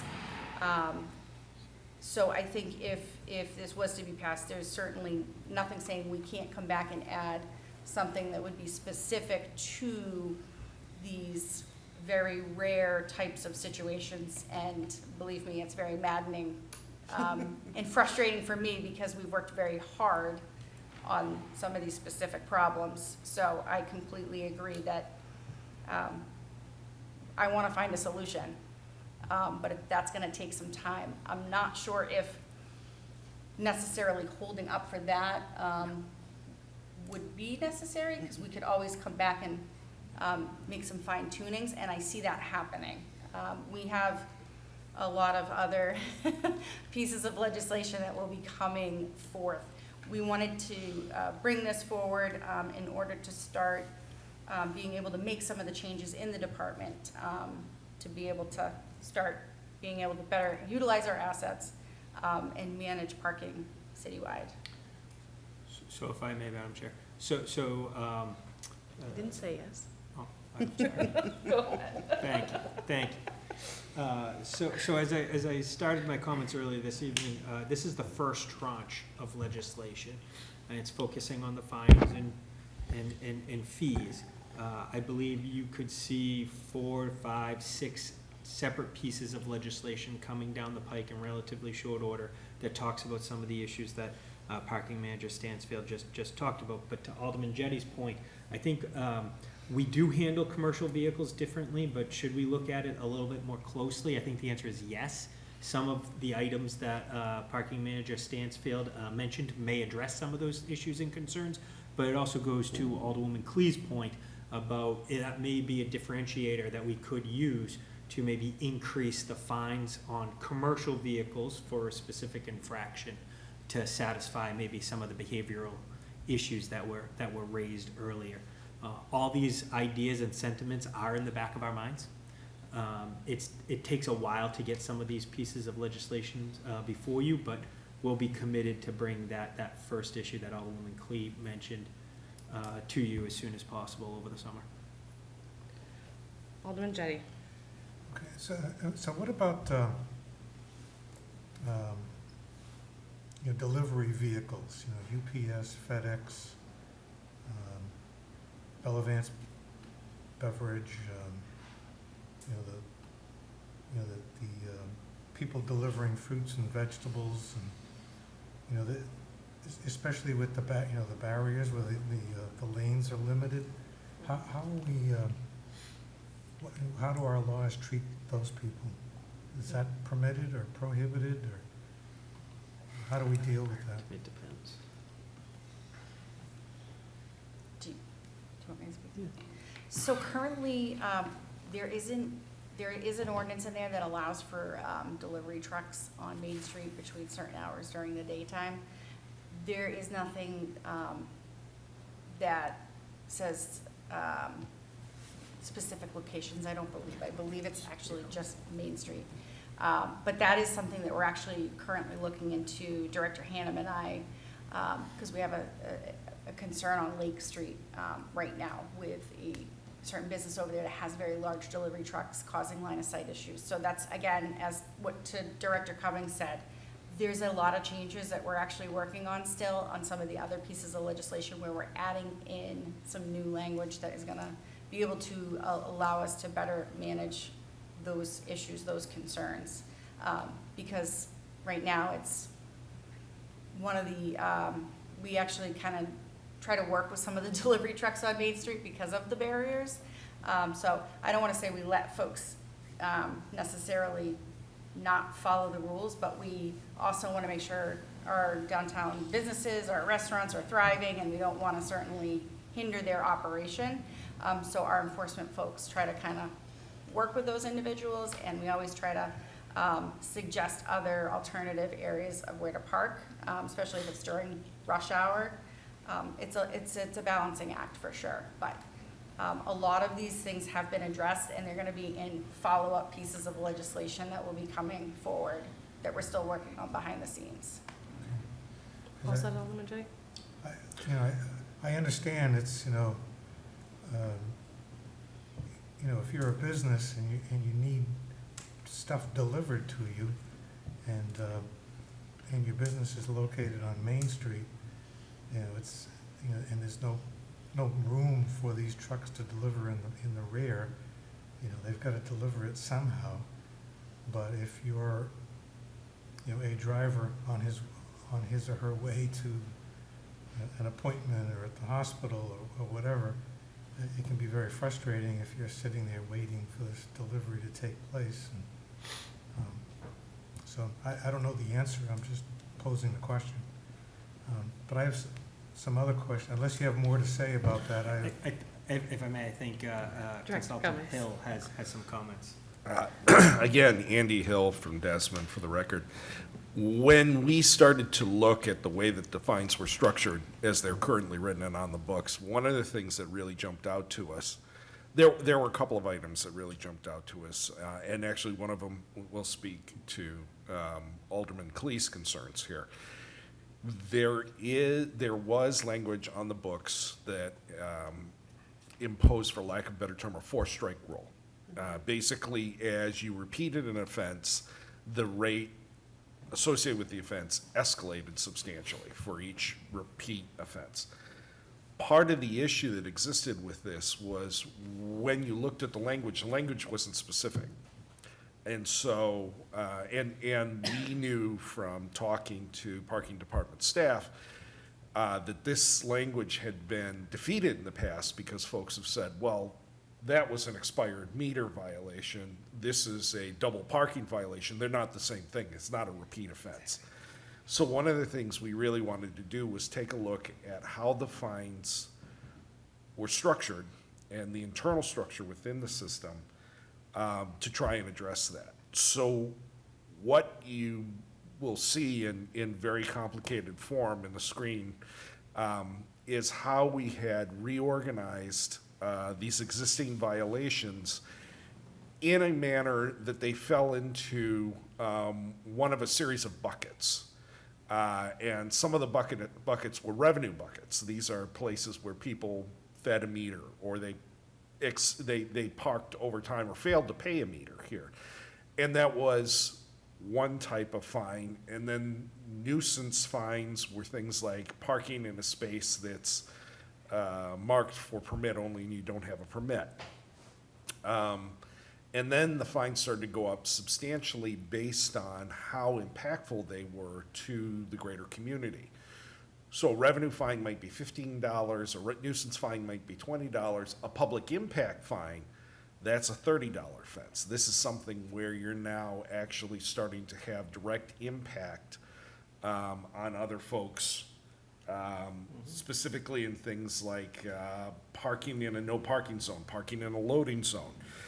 We wanted to make those fines more aggressive so that we could cut into that, so that we could protect need for access for commercial vehicles and that type of thing. And then you get into questions of public safety, both minor public safety and major public safety. Minor public safety being something like double parking, parking to block an intersection, parking to block a driveway. Those, at one time, some of those were set fairly low on the existing scale. We've now pushed those up to much higher on the scale.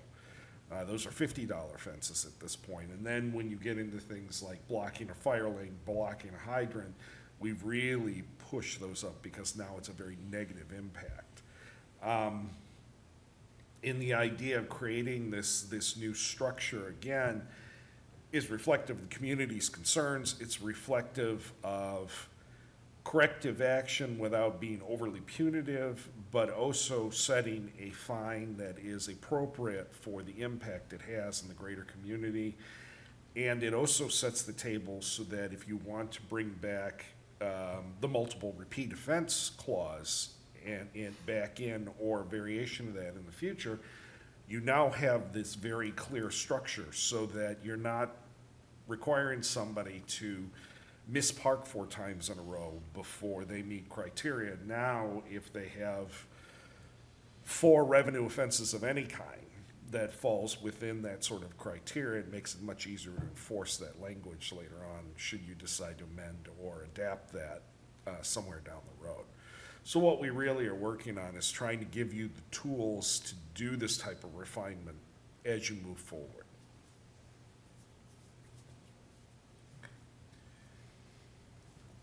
Alderman Clee had her hand up, and then I'll come back to you, if that's okay. Sure. I just wanted to add something to something that actually was just commented on, and to Director Cummings' comments. This particular person that, again, is an anomaly, not the norm. I mentioned, blocking driveways, parking on the sidewalk. We just put up a no parking sign, parking right in front of the no parking sign. We have audio of this person say, "Look at the great parking space I just found," off of someone's Ring camera. So, I mean, this person is doing it very specifically. So when you mentioned the repeat offense, Yeah. they would have walked because, within a certain timeline, they've probably hit all 4 of these, but they would be treated separately. So just my question to you, in this particular case, if the person had done all 4 of these, would that fall under the repeat offense because it's a revenue generator or whatever? Yeah, I mean, potentially, yeah, depending on how you classified those. If they fell into that clause, they would have qualified at that point. Right, so looking up at what you have there, the little purple thing of permit parking violations, parking in a no parking zone, parking in a loading zone, parking in against traffic, another one that this person does too, very specific. But in addition to those is the blocking of the driveway, which you have within the yellow. Honestly, I mean, parking on the sidewalk, I'm not even sure if I see parking on the sidewalk there, but these are all of those things. So in this particular case where parking, blocking a driveway would be different than, parking in a no parking zone, or, like I said, I don't see parking on the sidewalk there, which I know is a violation. So this is what leads to the frustration, and I would like to not stop this legislation. I would like this legislation to go through, but I really would like us to give the tools to parking enforcement so that they have the, I don't want to say discretion, because we don't want anybody to come back and say, you're picking on me. But when it's blatant to the point where, like I said, the chief of police says, no one should have to live like this, meaning the neighbor that this is happening in front of, but yet we don't have the tools to stop them short of, and I found it amusing when one of the officers that I spoke to said, well, we'll keep towing them, and I'm like, doesn't seem to matter. Has unlimited pockets, or I don't know what the situation is. And sometimes it's not always the same vehicle. Same person, but not always the same vehicle. Sometimes it's their personal vehicle, sometimes it's their business vehicle, just anything to do. So that's the other issue is, if it's the same person, multiple vehicles, how do you handle that? I'm passionate about this issue. It's been going on for 2 years, so trust me, it's frustrating. So I think, again, Andy Hill with Desmond, I think we have recommendations that are going to be brought in as additional legislation in the future to talk about strengthening the penalties or the cost associated with towing and impounding. One of the recommendations that has been made is consideration of mobilization as a secondary thing. So rather than towing the vehicle, booting the vehicle, or mobilizing the vehicle and then adding a surcharge on top of it. There are lots of things you can do. I have to caveat that by saying, at one time, and I don't know if they still do it, the Chicago Tribune annually used to publish the top 100 scofflaws for the city of Chicago. And I remember very distinctly, there was one woman who'd accumulated $85,000 worth of unpaid parking tickets in a 1-year period. And you would think in a perfect policy standpoint, that just could never happen, but never underestimate the determination of the individual. And at that point, you just need to cage them within the rules that you've got and start thinking about additional legislation as needed to, at that point, I think, you may have to get the RMV involved or something, because clearly they are a threat to anybody on the roadway. Madam Chairman, may I? Real quickly, kind of two things. Right now, RMV is involved to the point where if you have an outstanding parking ticket, you can't get your vehicle registered. But to my question, do these multiple violations, is it to the person or is it to the vehicle? Because sometimes people have more than one vehicle. I don't believe we've made that distinction at this point in time. That I would like to see in there too, that it become to the operator, the registered. Yeah. So Jill Stansfield, parking manager. If someone comes in to register a vehicle, there's a parking ticket on it. Whether it was issued to whoever owns the car now, or it always would fall back to the last known registered owner. That is how it is currently handled. That's, if I may, that's for the registration, but what about when we talk about repeat offenses? Would repeat offenses be the person or the vehicle? Director Cummings? Thank you. So it is focused on the vehicle, and I think it, as a best practice, needs to be focused on the vehicle, because I believe it's very difficult to understand who the operator is. And so if the vehicle's parked and you don't know who parked it, it may be hard to assess that individual who did that sort of behavior. So as I understand it, it's really tied to the vehicle's license plate, or whatever the case may be. I mean, we can absolutely look into it, and we can study it further to see if there's anything that we could do, but I just wanted to caution you that I think that might be difficult. I just didn't know when we gave a ticket if we know who the vehicle is registered to. You just give a ticket to the, yeah, it would be nice if we could, I don't want to say target because it's a bad word, but to identify the person, especially in this particular case that I'm speaking of, where they have multiple vehicles. And it's just, I'm sorry, this is my nightmare, and Ms. Stansfield nightmare, that we've been living for 2 years. And even worse, the resident who is having to put up with this for over 2 years. I mean, it's really been, and I hate for us to write a law for one person or one group of people, but it is, again, I feel like our police are handicapped as far as that, and Ms. Stansfield is definitely, so we need to be able to find some way of doing it. And I'll So stop. I'm going to interject here just to ask the committee, at the beginning of this, you know, Director Cummings said if we need to table it to discuss it, that's fine. If we want to move forward, I'd love to just get a read of the committee in terms of, are we comfortable continuing this conversation? We are missing 2 of our members, or do we want to consider tabling it and getting some of these bigger conversations maybe handled? So I'm just gonna, I have no opinion. Alderman Jettie? So I would, you know, I would be in favor of tabling it. I'm not making a motion to table at this point. We're just discussing it, I'd be in favor of yes. tabling it because Alderman Lopez, whose ward most of this is in, is not here, and Alderman Clemens, who's a big supporter of downtown, is not here. I would think it would be better to have them here. But I'm not making a motion to table, but I do have some more questions. I do too. That's why I wanted to have some discussion around how we felt about this, and I know you were talking about sensitivity. So what do you think, Alderman Senate? Yeah, I mean, if time isn't of the essence, then I definitely see the value in getting the input of our missing committee members. Like Alderman Jettie said, Alderman Lopez is right in the thick of this, being downtown. And I mean, just looking at the legislation, I feel like it's a perfectly fine framework.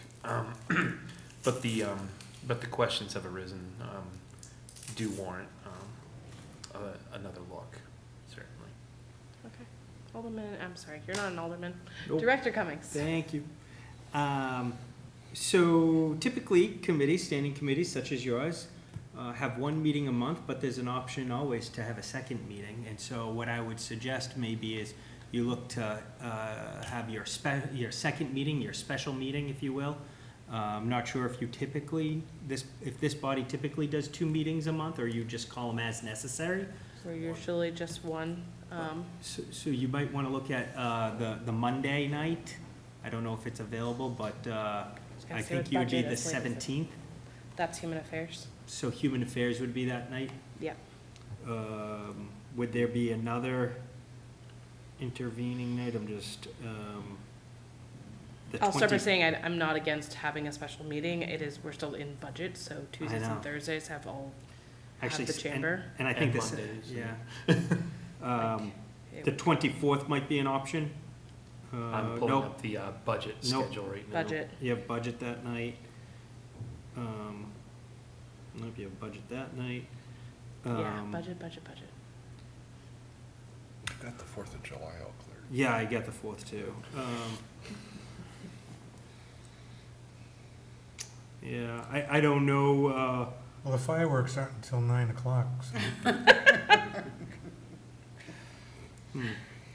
So your next meeting is July 1st, right? yeah. I'm looking. Is it July Yeah. 1st? Yeah. July we're not 1st, and I think that will be a sparsely attended meeting. Yeah, that's fine. So that's why I was hoping to try to get it into June if possible, but I don't know if this body meets prior to 7 PM, if you could do it maybe for an hour before another scheduled standing committee meeting. I mean, sometimes groups meet at 6 PM for an hour or so. I only offer these suggestions to try to expedite this and work with Donna Graham, who is actually going to have the Herculean task of trying to schedule this. But I offer that if would that be something that would be something the group would be open to? 6 PM prior to, So as a suggestion, maybe on the 17th, if that's Human Affairs, and Human Affairs is typically at 7 PM, you look at maybe doing a 6 PM for an hour. It's fine with me.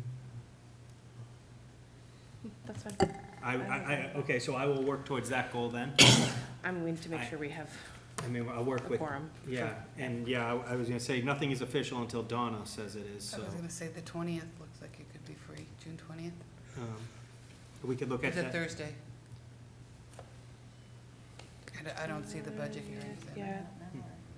Yeah, there's not a budget unless it's not on my calendar There's yet. planning board, but that. Yeah, it's definitely very busy in the chamber right now, and I want to make sure that we don't, get in the way of the timing of getting you guys this information, but it is a very dense piece of legislation. Mhm. I have a number of my questions. I think Alderman Jettie, if you want to continue our questions, so we can get some of those answered. That'd And be then you great. guys can go away with some revisions that we might like to see for the next time, so that we can keep it moving. That'd be Does great. that feel good? Okay. Yeah, thank you. Alderman Jettie, I think you said you had some more. Yes, thank you. So in section 47, the meter fees, it's $1.50 per hour. So in any part thereof, so if you're there for 15 minutes, you still pay the $1.50? If I may, Jill Stansfield, Parking Manager. So one thing that we are hoping to do, kind of in conjunction with a lot of the changes we're putting forward, is to kind of take that dollar minimum away. The credit card fees have been increasing, and as we do with our mobile payment vendor, the credit card fees are paid by the parker. And that's something we're gonna be looking to do in conjunction with this for the pay stations as well. So I wanted to just mention that. So that way, folks will be able to use their credit card, and if they don't wanna pay the dollar minimum, and they only wanna be there for 10 or 15 minutes, they're not stuck having to pay that minimum. That'll be their option. Does that answer your Did that question, answer your Alderman question? Jettie? You probably did, but I don't understand the answer. So if I park in a zone 1, it's $1.50 per hour. And so if I come back within the hour, do I get a credit?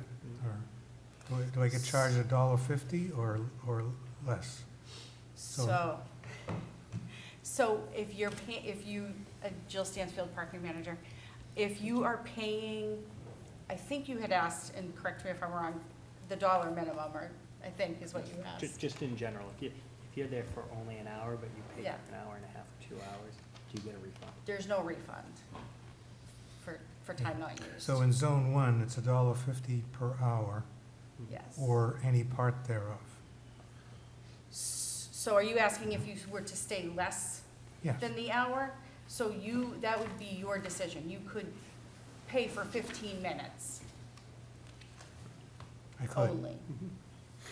Did that, Yeah, at intervals, what is it, 25 cents? yeah, Okay. It'd be like 25 cents per 15 minutes, per 12 minutes. right, It's per 15 minutes. Right now, it'd be per 12 and a half. yeah. So 25 cents for every 12 and a half minutes. Good math. Okay, so,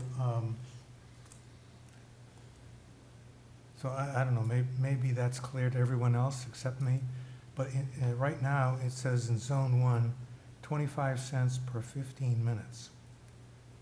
And you're changing it to, in zone 1, $1.50 per hour. Oh. So it's not obvious to me that I can buy 15 minutes worth of time, but Matt Downing, Office of Parking. So yes, if you're parked in Zone 1 and you come up to the pay station, you can park there for 15 minutes and get charged. We're not gonna charge you $1.50 to park there for 15 minutes. We're gonna charge you the reduced rate based on your time usage. What a quarter. okay. So, under the current law, I can buy, it says 25 cents per 15 minutes. Under the revision, it says $1.50 per hour.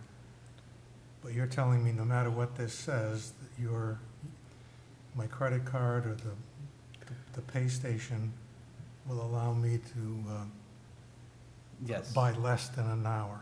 Yes, you don't have to, it wouldn't be the $1.50 for the first, hour, regardless of if you're there for 15 minutes or half an hour. It's more of like, if you're there for 15 minutes, you're gonna pay for the 15 minutes amount of time. If you're there for the half hour, you're gonna pay for the half hour time in relation to, it's $1.50 for the hour, so it's 75 cents for the half an hour, and so such, Okay. along those lines. Okay. Alderman Jettie, are you asking if it's clearer to just write it the way it was previously written? 25 cents for every 12 and a half minutes? Is that how you'd prefer it to read? I Or think- would you like some additional language that says proration added at the end? Yeah, I think it would be clearer to, I don't know what $1.50, it's, Yeah. if it was $1.60 per hour, you could say 40 cents per 15 minutes, I think. But, yeah, I'm just, I don't know if it's worth Madam Chairwoman? clarifying, but yes, I guess I'm see him in a minute. asking whether I it just could be wanna- clarified. But I'll defer to the expert about whether that's necessary or not. The nature of metered parking is that ultimately the end user decides how much time they want to spend.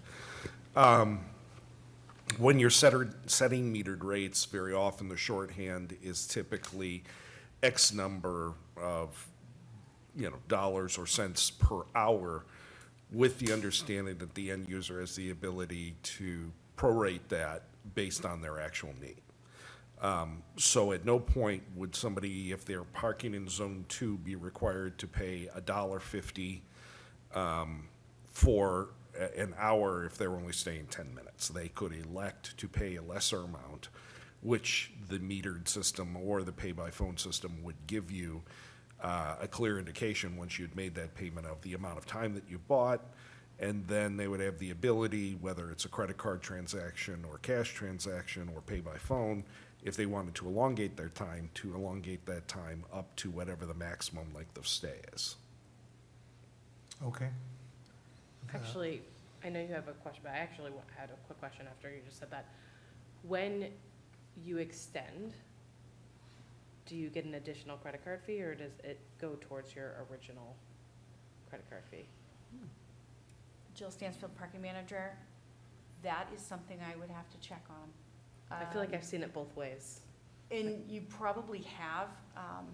We are seeing, just in the last year or so, credit card fees fly up. So, and I was before some of you, when we brought the contract for the new mobile payment vendor, and there was a big reasoning for that, because the credit card fees have jumped. So that is something that I would have to look into to see. That is a great question. I'm not sure where it's our pay station vendor in particular is the merchant of record, and I am not sure how if that would be a second. Andy Hill from Desmond, we struggle with this question all the time because in point of fact, it varies not only by vendor, but also it varies from municipality to municipality depending on what was negotiated. Okay. So there is no absolute rule of thumb as far as that goes. It ultimately comes down to what is the deal that's specific to the vendor that you have in your municipality and the terms specific to your municipality. Okay, thank you. Alderman Clee, go ahead. I just wanted to clarify something that Alderman Jettie had mentioned. When I go to Manchester, if I put a quarter in the machine, I get 12 minutes. Even though it says on it $1.50 per hour, I just put a quarter in it and it comes out 12 minutes. Or if I park in the Valley Street parking and I use the pay by phone, I'm there at 7 o'clock. It knows I'm there because I'm starting it, and I say I want to be here till 7:20, and it charges me accordingly. even though it says whatever the per hour is. So I think if I'm not mistaken, that's kind of how this would work. So I choose the time limit I want to be there within the structure of 3 hours or so on.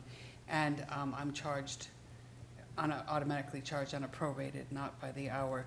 But I have noticed a lot of places, you put the quarter in, you get 12 minutes and sometimes 7 minutes, depending on where you are and how much that costs. But So Alderman Jenny. I have another question on section,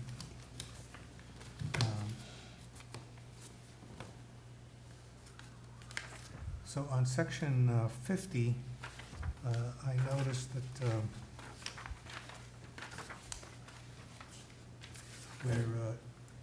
we're increasing in zone 1 from 9 a.m. to 9 p.m. daily except Sundays, which I think that's great. You know, I often wondered why people who go to a restaurant, before 7, have to pay, and people after 7 don't have to pay. So I think, extending it to 9 o'clock, I'm in favor of that. But then in section 49, the garages, so zone 3 includes High Street and Elm Street garages, I believe. And it says from 9 a.m. to 6 p.m. daily, except for Saturdays, Sundays, and legal holidays.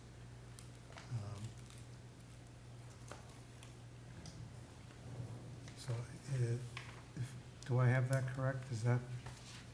Have I got the garages in the right zone? You have that correct, sir, and that's by design. Okay.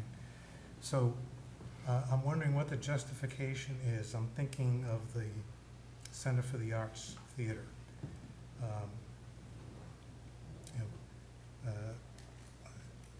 I know that at various times, various aldermen have talked about how the parking would generate revenue. The patrons from the Center for the Arts would generate revenue to help pay for the parking expense. But if we're not charging after 6 p.m., people who go to the theater are gonna park for free. And I can't imagine it would discourage anyone that's paying $50 for a ticket to go to the Center for the Arts or more. I don't think, paying another $2.25 is gonna discourage them from using the garage. And I think we're losing an opportunity to generate some extra revenue there. So I'm wondering what your justification is for that. Andy Hill from Desmond. At this point, we were focused primarily on getting these rate structures put into place relative to how they already exist, which follows actually best practices, which states that typically you want to price the cost of off-street parking a little bit lower than on-street parking that's in the adjacent area, to encourage people who are parking more long-term into those spaces here and free up those curbside spaces for folks who are parking shorter term, people who are unfamiliar with the area, et cetera. Again, we're a little bit handicapped in that this is the first of multiple tranches of proposed legislation. One of the future tranches you're going to hear of proposed legislation is a proposal to potentially gate those facilities and change the rate structure associated with them. And once you gate them, have the ability to enforce those rate structures on a 24/7 basis. So we're not, in the short term, with the adoption of this, we may be leaving a little bit of money on the table. In the longer term, we have plans to recover that and change operations to reflect a new reality from things like the growth of downtown residents and the Performing Arts Center. set, Alderman Jettie? Okay. Yep, that answers my question. I don't particularly agree with it, but it answers the question. Thank you. If I may, Alderman, if I may? You can. Thanks. I agree with you, Alderman Jettie, wholeheartedly. I am probably one of the biggest advocates to try to appropriately assess the parking. However, after multiple conversations with Andy and team, you know, I'm trying to make sure I'm always looking at the bigger picture here. And I guess my thought process is I understand that, you know, we are eating an elephant here, and we do that one bite at a time. And so because of that, I'm willing to go along with the method of this madness. And so I hope that you and others will join us to be able to recognize this. This is the first piece of multiple pieces, because your point is very well taken. And I think if we can get us all to a certain jumping off point, then as we continue to move forward, once we have that baseline, you'll see us calibrate like the way you're suggesting. Okay. Thank you. I have a number of questions. Do you have any? No, most of mine have been answered. Okay. Just didn't want to interject. Okay. So I have a few questions. I'm sure most of my questions will not be surprising.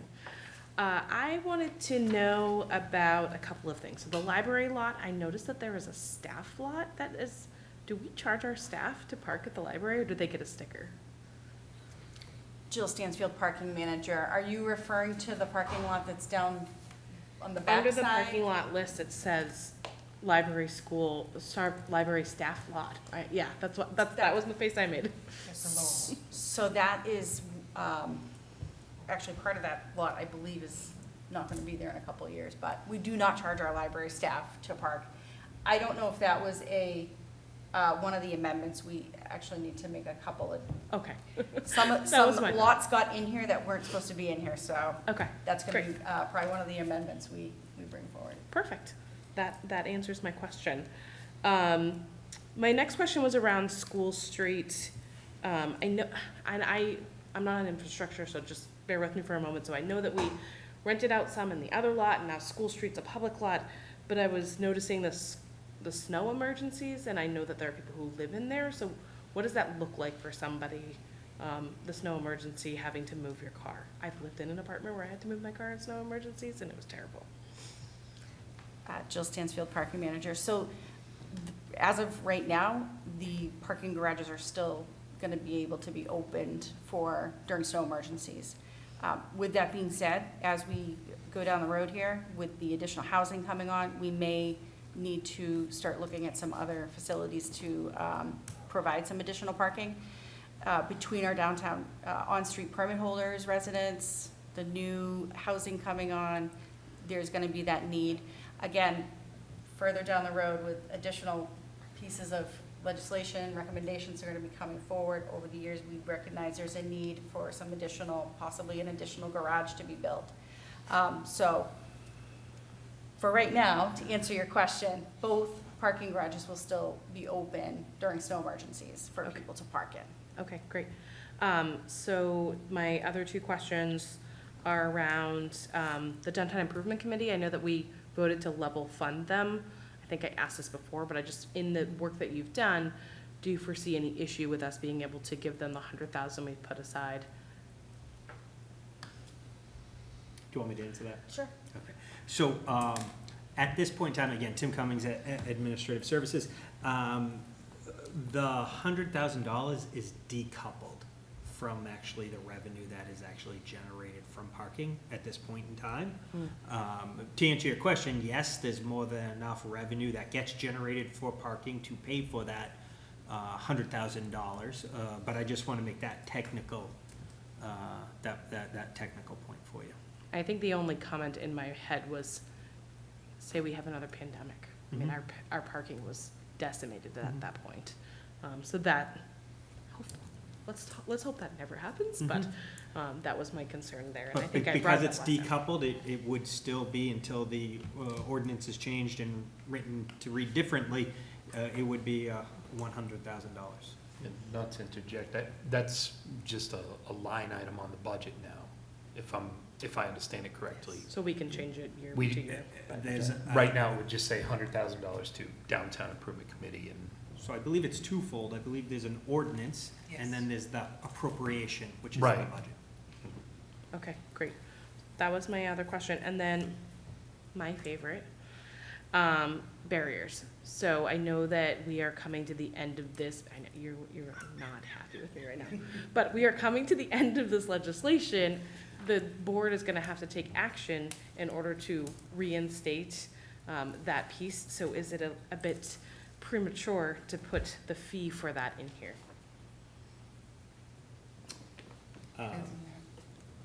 It is in there. It is. With It's the in there. expiration It is with the expiration date as currently written in the ordinance again. So we Tim would just Cummings, amend the Admin expiration Services.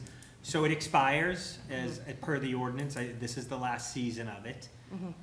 So it's just a matter of good housekeeping in terms of just keeping it as is, because that is the current policy of the city.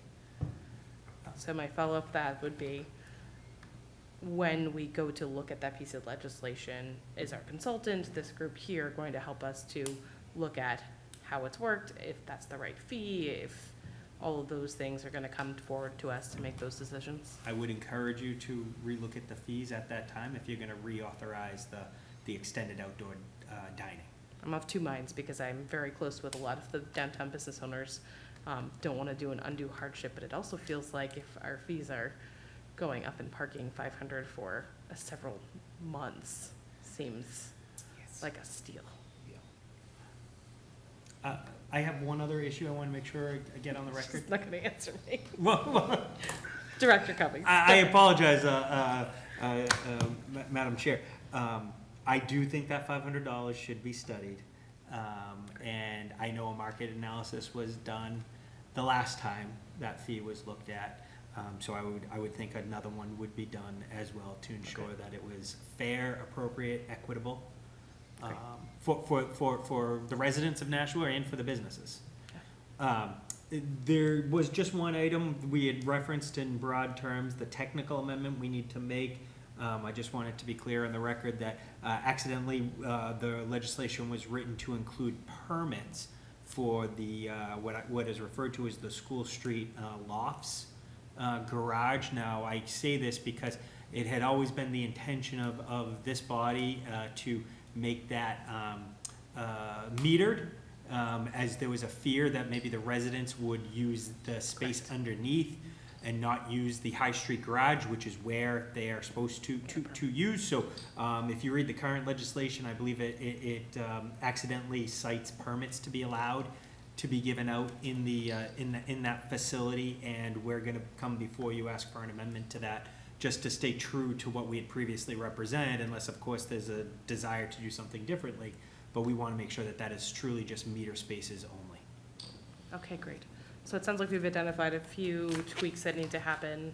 We're comfortable with putting it on the table, and trying to find an alternate date for this body to meet. That would be great. I would ask that if there are any other ideas, thoughts, sentiments between now and when we get together again, please bring them to our attention. You can either bring them to my attention or to Parking Manager Stansfield. We want to get ahead of this with some written language to be able to have before you, so we know exactly what you'll be quote-unquote recommending, and hopefully moving forward to the full body. Perfect. Alderman Cleve, Alderman Jettie. Thank you for indulging me, and I'm not gonna go off on my tirade again, but it's for the library staff parking. Because I look at the parking lots all the time, there are signs there that say no parking from like 7 a.m. to 9 p.m. or depending on which sign you look at. I think it's one is 7 and one is 8 p.m. It says by permit only. So I'm assuming that the staff gets some kind of sticker or so on. But my question was around, and Director Cummings, thank you for bringing up that permit, because I saw that and that was a question I had. But my next question is about the lease spaces. How many lease spaces do we have? Do we stick to a certain number? And the reason I'm asking is because I've had people who have contacted me that do sometimes like tours or different adventures in the city. And I think that one person in particular had probably contacted you and said they were looking for block of spaces, and we didn't have it because we have these leased spaces and so on. So that's my concern, is that we're leasing out the parking garage, even if it's just during the daytime, and that where we're telling the members of the residents of it, you know, there's plenty of parking, we've got all these spaces, but if we're leasing too many of them, and I'm not saying that we are, but does that interfere with the parking and the potential revenue? And I know I did see that we did address leasing in here, but what is the number currently, and what, do we have a limit? Jill Stansfield, parking manager. So that's a great point, and one of the things we're looking to do with this legislation is to be able to have that flexibility to issue permits more according to our residents, our employees' needs. We often find, and I'll use Spring Street lot as an example, it's half empty every day. There's a need for day permits, there's a need for night permits, sometimes there's a 24-hour need. So this is gonna allow us to open that up a bit more, so we will have the ability to offer more permits. In the garages currently, the upper levels are the reserved areas, and up until COVID, we could easily oversell by 15–20%. That's pretty much the standard that you can kind of overlease by and not have any issues. We've never had an issue. What we found during COVID is a lot more people work from home now, so we've seen even more availability. So putting this program into place is just the beginning of us being able to start examining that and being able to make even better decisions down the road and how much more we can lease. I don't know if that answered your question or not, but it is something that we are looking at very carefully and trying to be able to use our assets a little bit more effectively. Alderman Clegg? Thank you, Madam Chairwoman. You answered it, and I'm not sure that I necessarily like the answer. The issue that I fear is that we're going to overlease or overpermit, and then those that are searching for parking don't have those. Because to be honest with you, people are going to look for the obvious spots, on street, on Main Street, or the parking garages. And when you reference that the upper levels are reserved, how many levels do we have? 3? So Elm Street has 4, and High Street technically has 4.5. Yeah. So that means the top 2 of both of those are gone. Top 3 are the reserved areas. Oh, top 3 of both of them are gone? So that's, again, my concern is how many spaces does that leave? We've talked, especially when it came to the Performing Arts Center, we talked about, we had 500 spaces here and we have this many spaces here, but if we're leasing them, we really don't have that many spaces.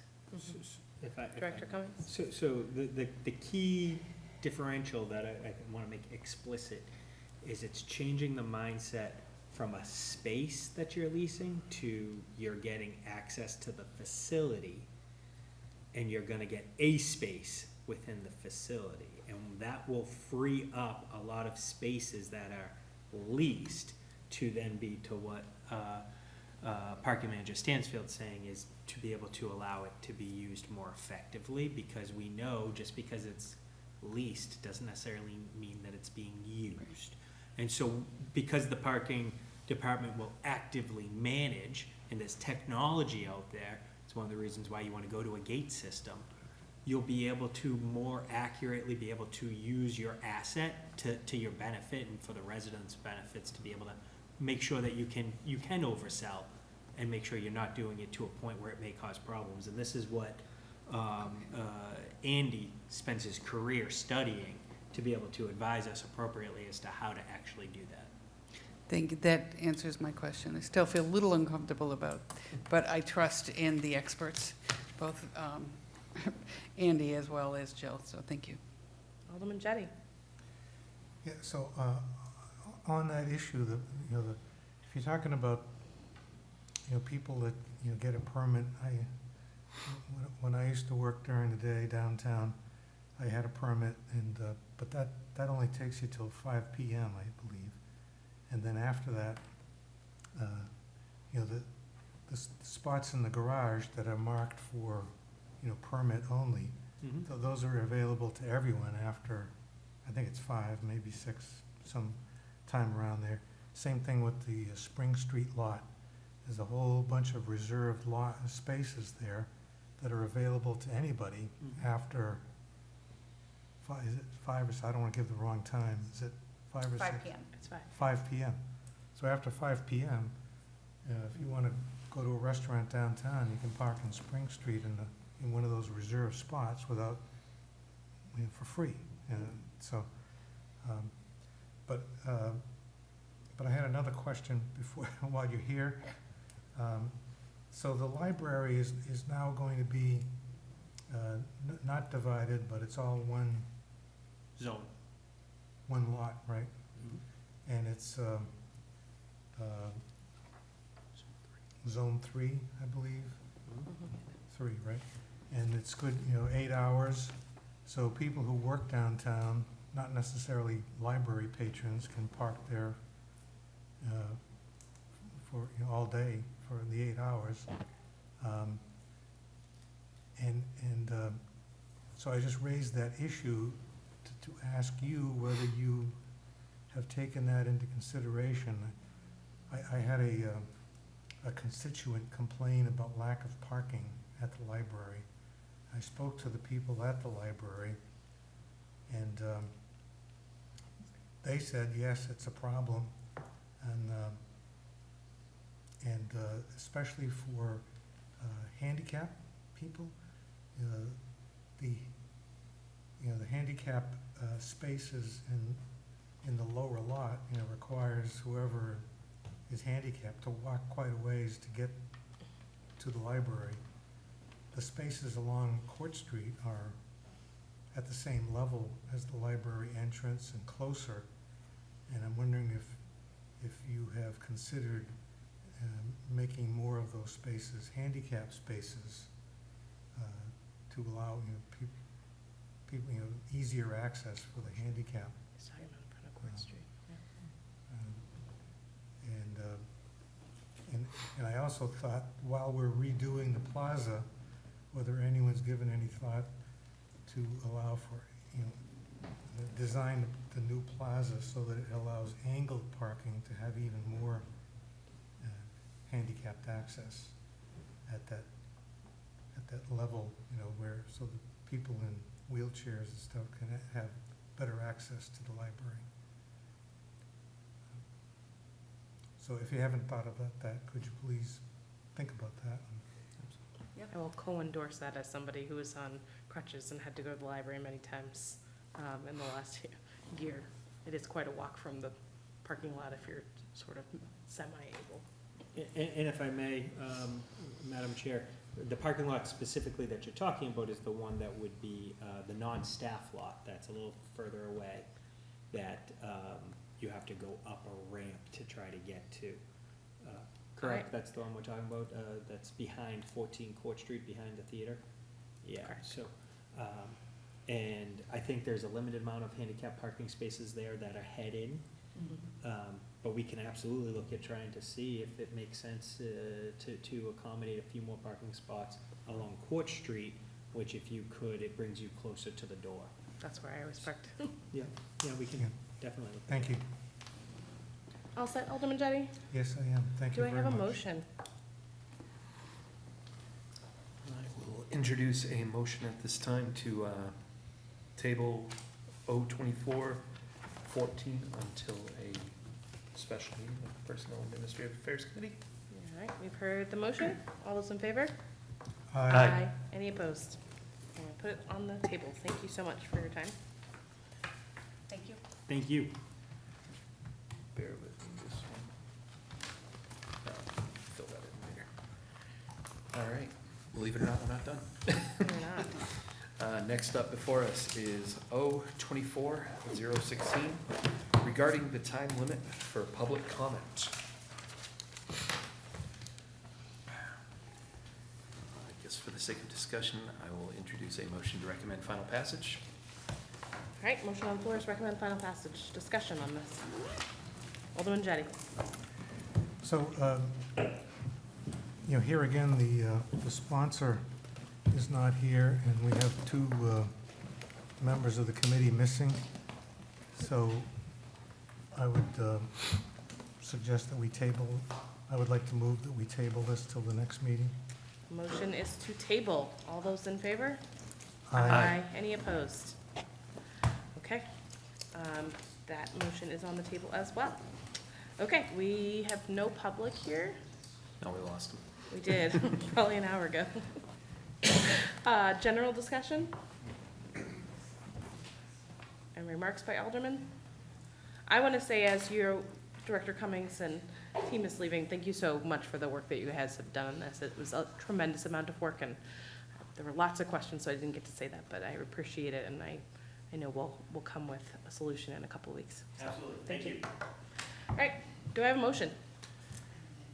Motion to adjourn. All right, motion is to adjourn. All those in favor? Aye. Any opposed? We are adjourned at 9:29 PM. Thank you.